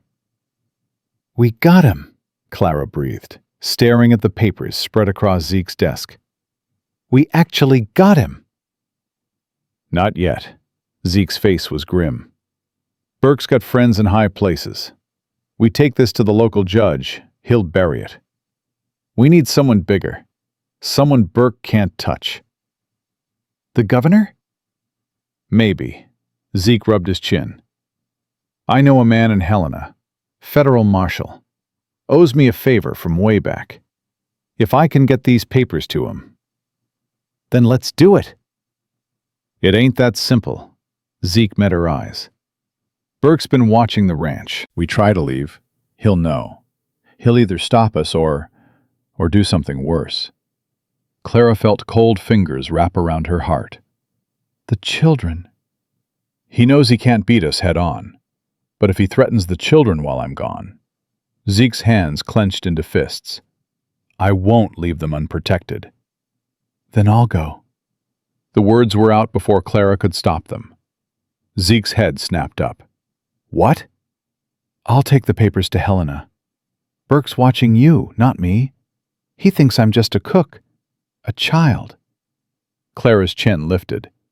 Let him keep thinking that. Absolutely not. It's too dangerous. Everything is dangerous. Clara stepped closer, her voice fierce. You said it yourself. You can't leave the ranch. Jonas can't be spared. Who else is there? One of the hands? Burke knows all their faces. I'm the only one who can do this. Clara. Zeke. She reached out and took his hand. You took us in when nobody else would. You gave us a home, a family, a future. Let me do this for you. Let me fight. Zeke stared at her, his gray eyes churning with emotion. Fear. Pride. Love. You're 12 years old, he said hoarsely. I stopped being 12 the day Mama died. Clara squeezed his hand. You know that. For a long moment, neither of them spoke. Then Zeke pulled her into a fierce embrace. You come back, he said into her hair. You hear me? You do what needs to be done, and you come back. I will. Promise me. Clara pulled back and looked him in the eye. I promise. The plan was simple. Clara would leave at midnight, traveling light and fast on one of the ranch's fastest horses. She'd take the back trails, avoiding the main roads where Burke might have men watching. If all went well, she'd reach Helena by dawn, deliver the papers to the federal marshal, and be back at the ranch before anyone knew she was gone. If all went well. Clara spent the afternoon saying goodbye to her siblings, though she couldn't tell them why. She braided Mercy's hair and told her to be good. She held Lily close and breathed in the sweet scent of her baby sister's skin. She found Tommy practicing his roping and told him to look after the others while she was gone. Gone where? Tommy's eyes narrowed with suspicion. Just an errand. I'll be back before you know it. Clara, Tommy grabbed her arm. Whatever you're doing, take me with you. I can't. Why not? Because someone needs to stay here. Clara cupped her brother's face in her hands. If something goes wrong, if I don't come back, don't talk like that. If I don't come back, Clara continued firmly, you're the oldest. You protect them. You keep them together. Promise me. Tommy's eyes glistened. I promise. But Clara, you have to come back. You have to. I will. She found Sammy in the stable with Molly, brushing the horse's chestnut coat with careful, loving strokes. Hey, sweetheart. Sammy looked up. His dark eyes studied her face, and Clara had the strange feeling he knew exactly what she was planning. You're leaving, he said quietly. Clara's heart clenched. Just for a little while. The bad man wants to hurt us. Yes, but I won't let him. Sammy set down the brush and walked over to her. He reached up and touched her cheek, the same gesture she'd made to him 100 times. Be safe, he said. Come home. Clara pulled him close, breathing in the scent of hay and horse and little boy. I will, Sammy. I promise. Midnight came faster than she expected. Clara stood in the yard, dressed in Tommy's old clothes, her hair tucked under a cap. In the darkness, She could pass for a boy. Just another ranch hand, out on an errand. Zeke held her horse's reins, his face a mask of barely controlled fear. "You remember the route?" "Yes." "And the marshal's name?" "William Thornton, the Silver Star Inn. If anything looks wrong, if you see anyone suspicious, you turn around and come straight back. You understand?" "I understand." Zeke pulled her into one last embrace. "I love you," he said roughly. "You know that, don't you? You're my daughter now, same as the others. Same as Emma ever was." Clara felt tears burning in her eyes. "I love you too, Papa." It was the first time she'd called him that. Zeke made a choked sound and held her tighter. Then he let go, helped her into the saddle, and stepped back. "Ride fast," he said. "Ride safe, and come home." Clara gathered the reins and looked down at the man who had saved her family. "I will," she said. "I promise." Then she spurred her horse forward and disappeared into the night. The night swallowed Clara whole. She rode hard through the darkness, her heart pounding in rhythm with the horse's hooves. Every shadow seemed to hide danger. Every sound made her flinch. But she didn't slow down, couldn't slow down. The papers were tucked inside her shirt, pressed against her skin. 60 children. 60 lives stolen, sold, destroyed. And the proof of it all resting against her racing heart. She'd been riding for maybe 2 hours when she heard it. Hoofbeats. Behind her. Getting closer. Clara's blood turned to ice. She urged her horse faster, but the animal was already lathered with sweat, already straining at its limits. "Come on," she whispered, "just a little further, please." The hoofbeats grew louder. Clara risked a glance over her shoulder and saw torchlight flickering through the trees. 2 riders, maybe 3. They'd found her. Clara veered off the trail, plunging into the dense undergrowth. Branches clawed at her face, her arms, her clothes. She ducked low over the horse's neck and kept riding. "There! I see her!" The shout came from her left. Too close. They were too close. Clara's horse stumbled, caught itself, stumbled again. The poor animal was spent. She couldn't ask any more of it. She made a decision. Clara pulled the horse to a stop, slid from the saddle, and slapped its flank hard. "Go! Get out of here!" The horse bolted into the darkness. Clara didn't watch it go. She was already running, her feet pounding against the forest floor, the papers clutched against her chest. Behind her, she heard cursing. Horses crashing through brush. They'd seen the riderless horse. They knew she was on foot. Clara ran faster. Her lungs burned, her legs screamed, but she kept running, kept pushing, kept fighting. She thought about her siblings, about Zeke, about the promise she'd made. "I will come home. I will." The ground suddenly disappeared beneath her feet. Clara tumbled down a steep embankment, rocks and roots tearing at her skin. She hit the bottom hard, the breath knocked out of her. For a moment, she just lay there, gasping, staring up at the stars spinning overhead. "Get up," she told herself. "Get up or die." She got up. Her ankle screamed in protest when she put weight on it. Twisted, maybe sprained. She gritted her teeth and kept moving, limping now, slower, but still alive. The voices above her had gone quiet. They'd lost her trail, but it wouldn't last. Come dawn, they'd find her tracks. They'd hunt her down. She had to reach Helena before sunrise. Clara walked through the night, her ankle throbbing, her body aching, her mind focused on one thing and one thing only: the mission, the papers, the children. She thought about the 60 names on those pages, 60 children who'd been ripped from their homes, sold like cattle, worked like slaves. Some of them were probably dead by now. Others might as well be.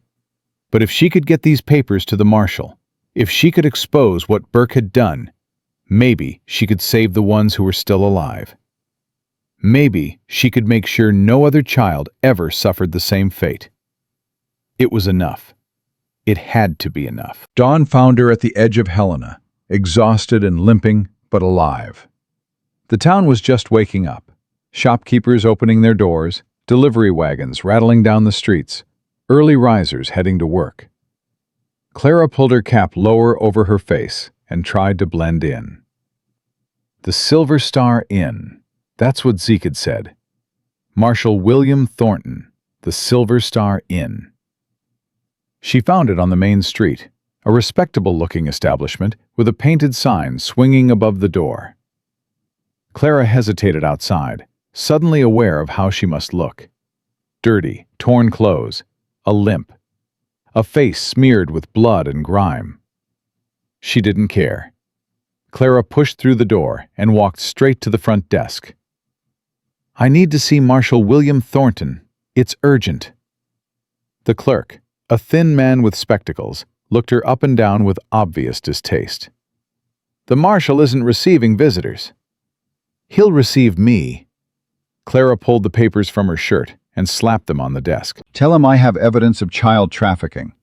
Tell him Sheriff Thaddeus Burke of Willow Springs has been selling orphans to mines and factories for the past 10 years. The clerk's eyes went wide. I beg your pardon?" "You heard me." Clara leaned forward, her voice hard as iron. "Now get the marshal, before I start screaming loud enough for the whole town to hear." 5 minutes later, Clara was sitting in a room on the second floor, facing a man with silver hair and sharp blue eyes.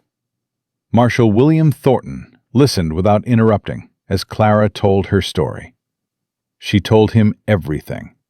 About her mother's death, her father's abandonment, the sheriff's attempt to take her siblings, about Zeke and Stone Creek Ranch, about the fire, the threats, the conspiracy she'd uncovered. When she finished, the marshal picked up the papers and studied them in silence. "These are serious accusations," he said finally. "They're not accusations. They're facts." Clara met his gaze without flinching. 60 children, Marshal. 60 children sold into slavery, and Sheriff Burke signed every transfer. "I know Thaddeus Burke. He's been sheriff of Willow Springs for 15 years. And he's been a monster for just as long." Thornton set down the papers and leaned back in his chair. His eyes searched Clara's face, looking for something. "You're Zeke McAllister's girl, the one he adopted." "I'm Clara Whitfield, and Zeke didn't adopt me. He adopted my siblings." "But he sent you here, with these papers." "He would have come himself, but Burke's watching the ranch. I was the only one who could slip through." "And you rode all night, evaded Burke's men, and walked the last 5 miles on a sprained ankle." The marshal's voice held a note of wonder. "You're either the bravest girl I've ever met, or the most foolish." "Maybe both," Clara's voice cracked. "I don't care what happens to me, Marshal. I just need you to stop Burke. I need you to save those children." Thornton was quiet for a long moment. Then he stood and walked to the window, his hands clasped behind his back. "I've suspected Burke for years," he said quietly. "Never could prove anything. The man covers his tracks too well." He turned to face Clara. "But this is proof. Names, dates, signatures. This is enough to hang him." Clara's heart leaped. "You'll help?" "I'll do more than help." Thornton's eyes hardened. "I'll bring Burke to justice. Him and everyone else involved in this filthy business." He moved to the door and called out, "Deputy, get me 5 men. We're riding to Willow Springs." Clara tried to stand, but her legs wouldn't cooperate. The adrenaline that had kept her going was fading, and exhaustion was crashing over her like a wave. "Easy there," Thornton caught her before she fell. "You've done your part, Miss Whitfield. Now let me do mine." "I have to go back. My family." "We'll still be there when this is over." Thornton guided her to a chair. "You need rest, food, medical attention for that ankle." "I promised I'd come home." "And you will. But right now, you're going to stay here, where it's safe."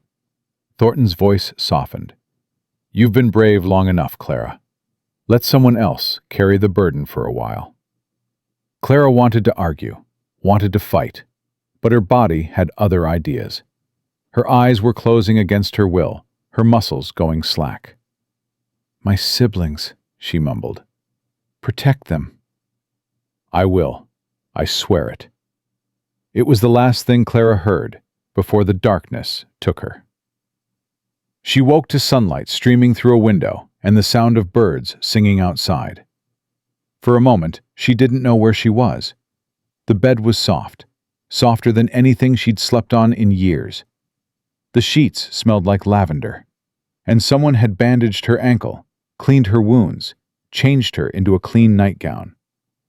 Then memory came flooding back. Clara sat up so fast her head spun. "Burke, the marshal." "I have to—" "Easy, child, easy." A woman was sitting beside her bed, gray-haired, kind-faced, with gentle hands that pressed Clara back against the pillows. "Who are you?" "Sarah Thornton, the marshal's wife." The woman smiled. "You've been asleep for nearly 2 days." 2 days? Clara's heart lurched. "My family, the ranch. I have to—" "Your family is fine." Sarah's voice was soothing, firm. "William sent word. Sheriff Burke has been arrested. The children at the orphanage have been freed. And your Mr. McAllister is on his way here to fetch you." Clara stared at her, not quite daring to believe. "Burke's been arrested?" "Arrested, charged, and locked up in the federal prison in Helena, along with Mrs. Ashworth and 3 of his deputies." Sarah's smile widened. "It seems your evidence was quite thorough." "And the children? The ones who were sold?" Sarah's smile faded slightly. "They're working on that. It'll take time to track them all down." "But William's already sent telegrams to every territory in the West. They'll find them." Clara felt tears burning in her eyes. She hadn't cried when she fled from Burke, hadn't cried when she rode through the night, hadn't cried when she limped 5 miles on a sprained ankle. But now, finally safe, finally able to breathe, the tears came flooding out. "It's over," she sobbed. "It's really over." Sarah gathered her into a gentle embrace. "It's over, child. You did it. You saved them all." Zeke arrived that evening. Clara heard his voice downstairs, deep and urgent, asking for her. She was out of bed before Sarah could stop her, hobbling down the stairs on her bandaged ankle. He was standing in the front hall, still covered in trail dust, his face haggard with worry. When he saw her, his expression crumpled. "Clara." She threw herself into his arms. They held each other for a long time, neither speaking, just breathing each other in. Clara could feel Zeke's heart pounding against her cheek, could feel the trembling in his strong arms. "I thought I've lost you," he said hoarsely. "When you didn't come back, when Burke's men came to the ranch bragging about how they'd caught you." "They didn't catch me." "I know that now, but for 2 days I thought—" His voice broke. "I thought I'd lost another daughter." Clara pulled back and looked up at him. "You didn't lose me. You'll never lose me." Zeke cupped her face in his rough hands. "You did something incredible, Clara. You saved 60 children. You brought down a corrupt sheriff. You changed everything." "I just delivered some papers." "You did so much more than that." Zeke's eyes glistened. "You showed me what courage looks like, what love looks like, what family looks like." He pressed his forehead against hers. I'm so proud of you. So damn proud. Clara smiled through her tears. Can we go home now? Yeah. Zeke's voice was rough with emotion. Let's go home. They rode back to Stone Creek Ranch the next morning, Clara sitting in front of Zeke on his big gray stallion. Marshal Thornton had offered an escort, but Zeke refused. "Don't need protection anymore," he said. "Burke's men have scattered like rats. There's nothing left to fear." The ride took most of the day. Clara dozed against Zeke's chest, exhausted but peaceful. When she woke, they were cresting the final ridge, and Stone Creek Ranch spread out below them. Home. Clara's heart swelled at the sight. The main barn was still a pile of rubble, but new lumber was stacked nearby, ready for rebuilding. Cattle grazed in the pastures. Smoke rose from the chimney of the main house. And standing at the gate, lined up like soldiers waiting for inspection, were 4 small figures. "Clara!" Mercy's shriek carried across the valley. The children broke formation and came running, their legs churning up dust as they sprinted toward the approaching horse. Zeke reined to a stop just as they arrived. Tommy reached them first, his face flushed with exertion and emotion. "You made it," he gasped. "Clara, you actually made it." "Told you I would." Zeke lowered Clara to the ground, and she was immediately engulfed by her siblings. Mercy sobbing into her shoulder, Tommy gripping her hand like he'd never let go, Sammy pressing his face against her stomach, and Lily climbing her like a tree, demanding to be held. "I missed you," Lily declared. "Z said you was coming back, but I didn't believe him." "Well, Z was right." Clara kissed her baby sister's forehead. "I'll always come back. I promised." They walked to the house together, all 6 of them. Jonas and the ranch hands were waiting on the porch, their weathered faces split into grins. "Welcome home, Miss Clara," Jonas said, tipping his hat. "Place ain't been the same without you." "Nobody can cook like Clara," one of the hands added. "We've been eating Jonas's slop for 3 days. Nearly starved to death." "Hey now," Jonas protested. "My cooking ain't that bad." "It's pretty bad," Tommy said solemnly, and everyone laughed. That night, Clara cooked dinner for the first time in nearly a week. She made all her family's favorites: biscuits with honey for Zeke, fried chicken for Tommy, mashed potatoes for Mercy, applesauce for Sammy, and a special sugar cookie for Lily, shaped like a horse. They ate together at the big table in the main house, something they'd never done before. The children chattered and laughed. The ranch hands told stories, and Zeke sat at the head of the table, watching it all with a look of quiet wonder on his face. After dinner, when the dishes were washed and the children tucked into bed, Clara found Zeke on the front porch. He was staring out at the stars, a cup of coffee cooling in his hands. "Mind if I join you?" He shifted over, making room for her on the bench. "Couldn't sleep?" Too wound up. Clara settled beside him, pulling her shawl tight against the cool night air. "Keep thinking about everything that happened, everything that could have gone wrong." "But it didn't." "No, it didn't." Clara was quiet for a moment. "Zeke, can I ask you something?" "Anything." "When you first saw us at your gate, 5 dirty children begging for work, why did you let us stay? You could have turned us away. Most folks would have." Zeke was silent for a long time. When he spoke, his voice was rough with old pain. "When Sammy touched my hand that day, I felt something I hadn't felt in 7 years. Connection. Like maybe I wasn't as dead inside as I thought." He turned to look at her. "And when I looked at you, Clara, standing there with your chin up and your shoulders back, ready to fight the whole world for your family, I saw myself. I saw who I used to be before the fire took everything." "You saved us." "No," Zeke shook his head. You saved me. You and those children. You gave me a reason to live again." He reached out and took her hand. "I spent 7 years thinking my family was gone forever, that I'd never have anyone to love or protect again. But I was wrong. Family ain't about blood. It's about choice. And I choose you, Clara. All of you." Clara felt tears sliding down her cheeks. "I wish Mama could have met you.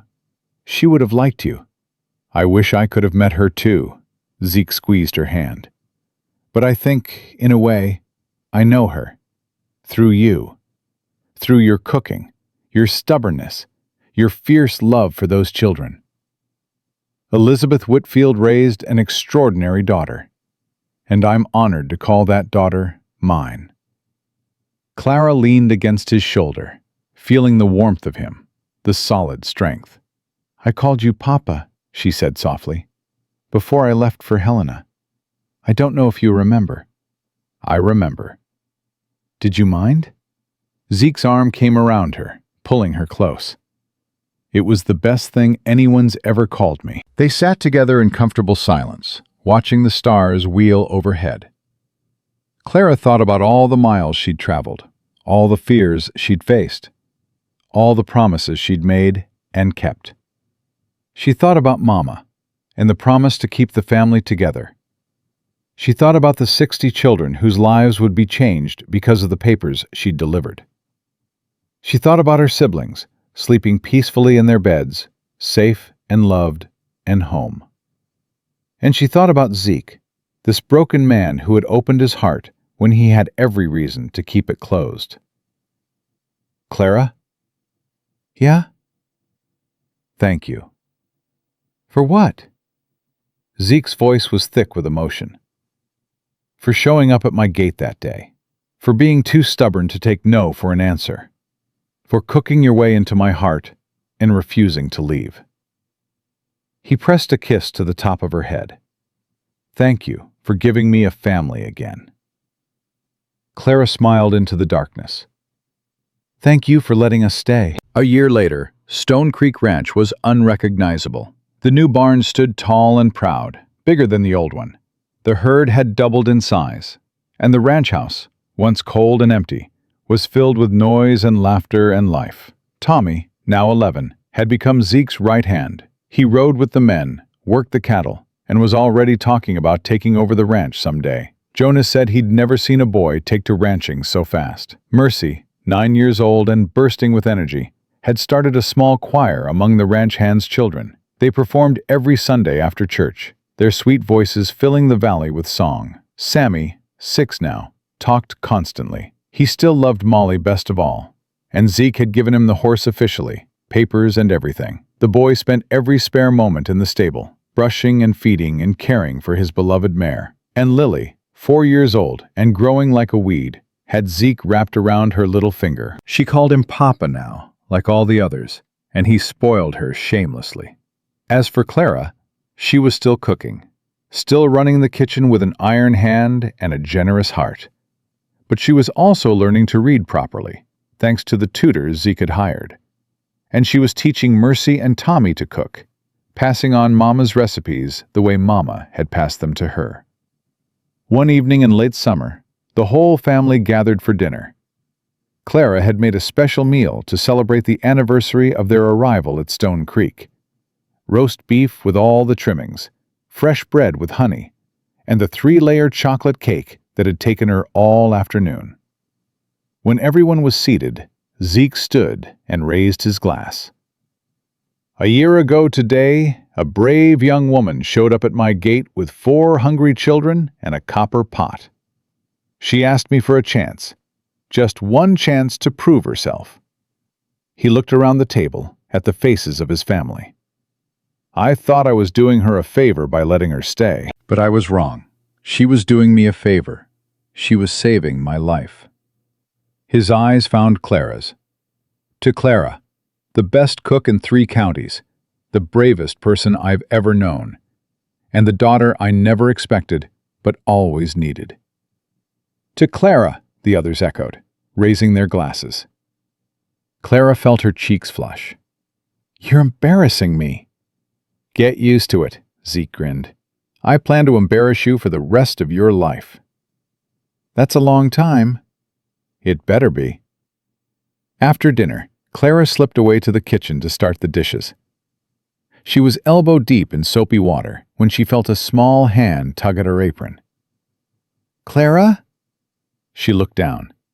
Sammy stood there, his dark eyes serious. What is it, sweetheart? I remember something. From before. Clara dried her hands and knelt down to his level. What do you remember? Mama. I remember Mama. Sammy's voice was quiet but steady. She had brown hair like you, and she smelled like bread, and she used to sing us to sleep. Clara's throat tightened. That's right, she did. I couldn't remember for a long time. It was like there was a wall in my head. But now I can see her again.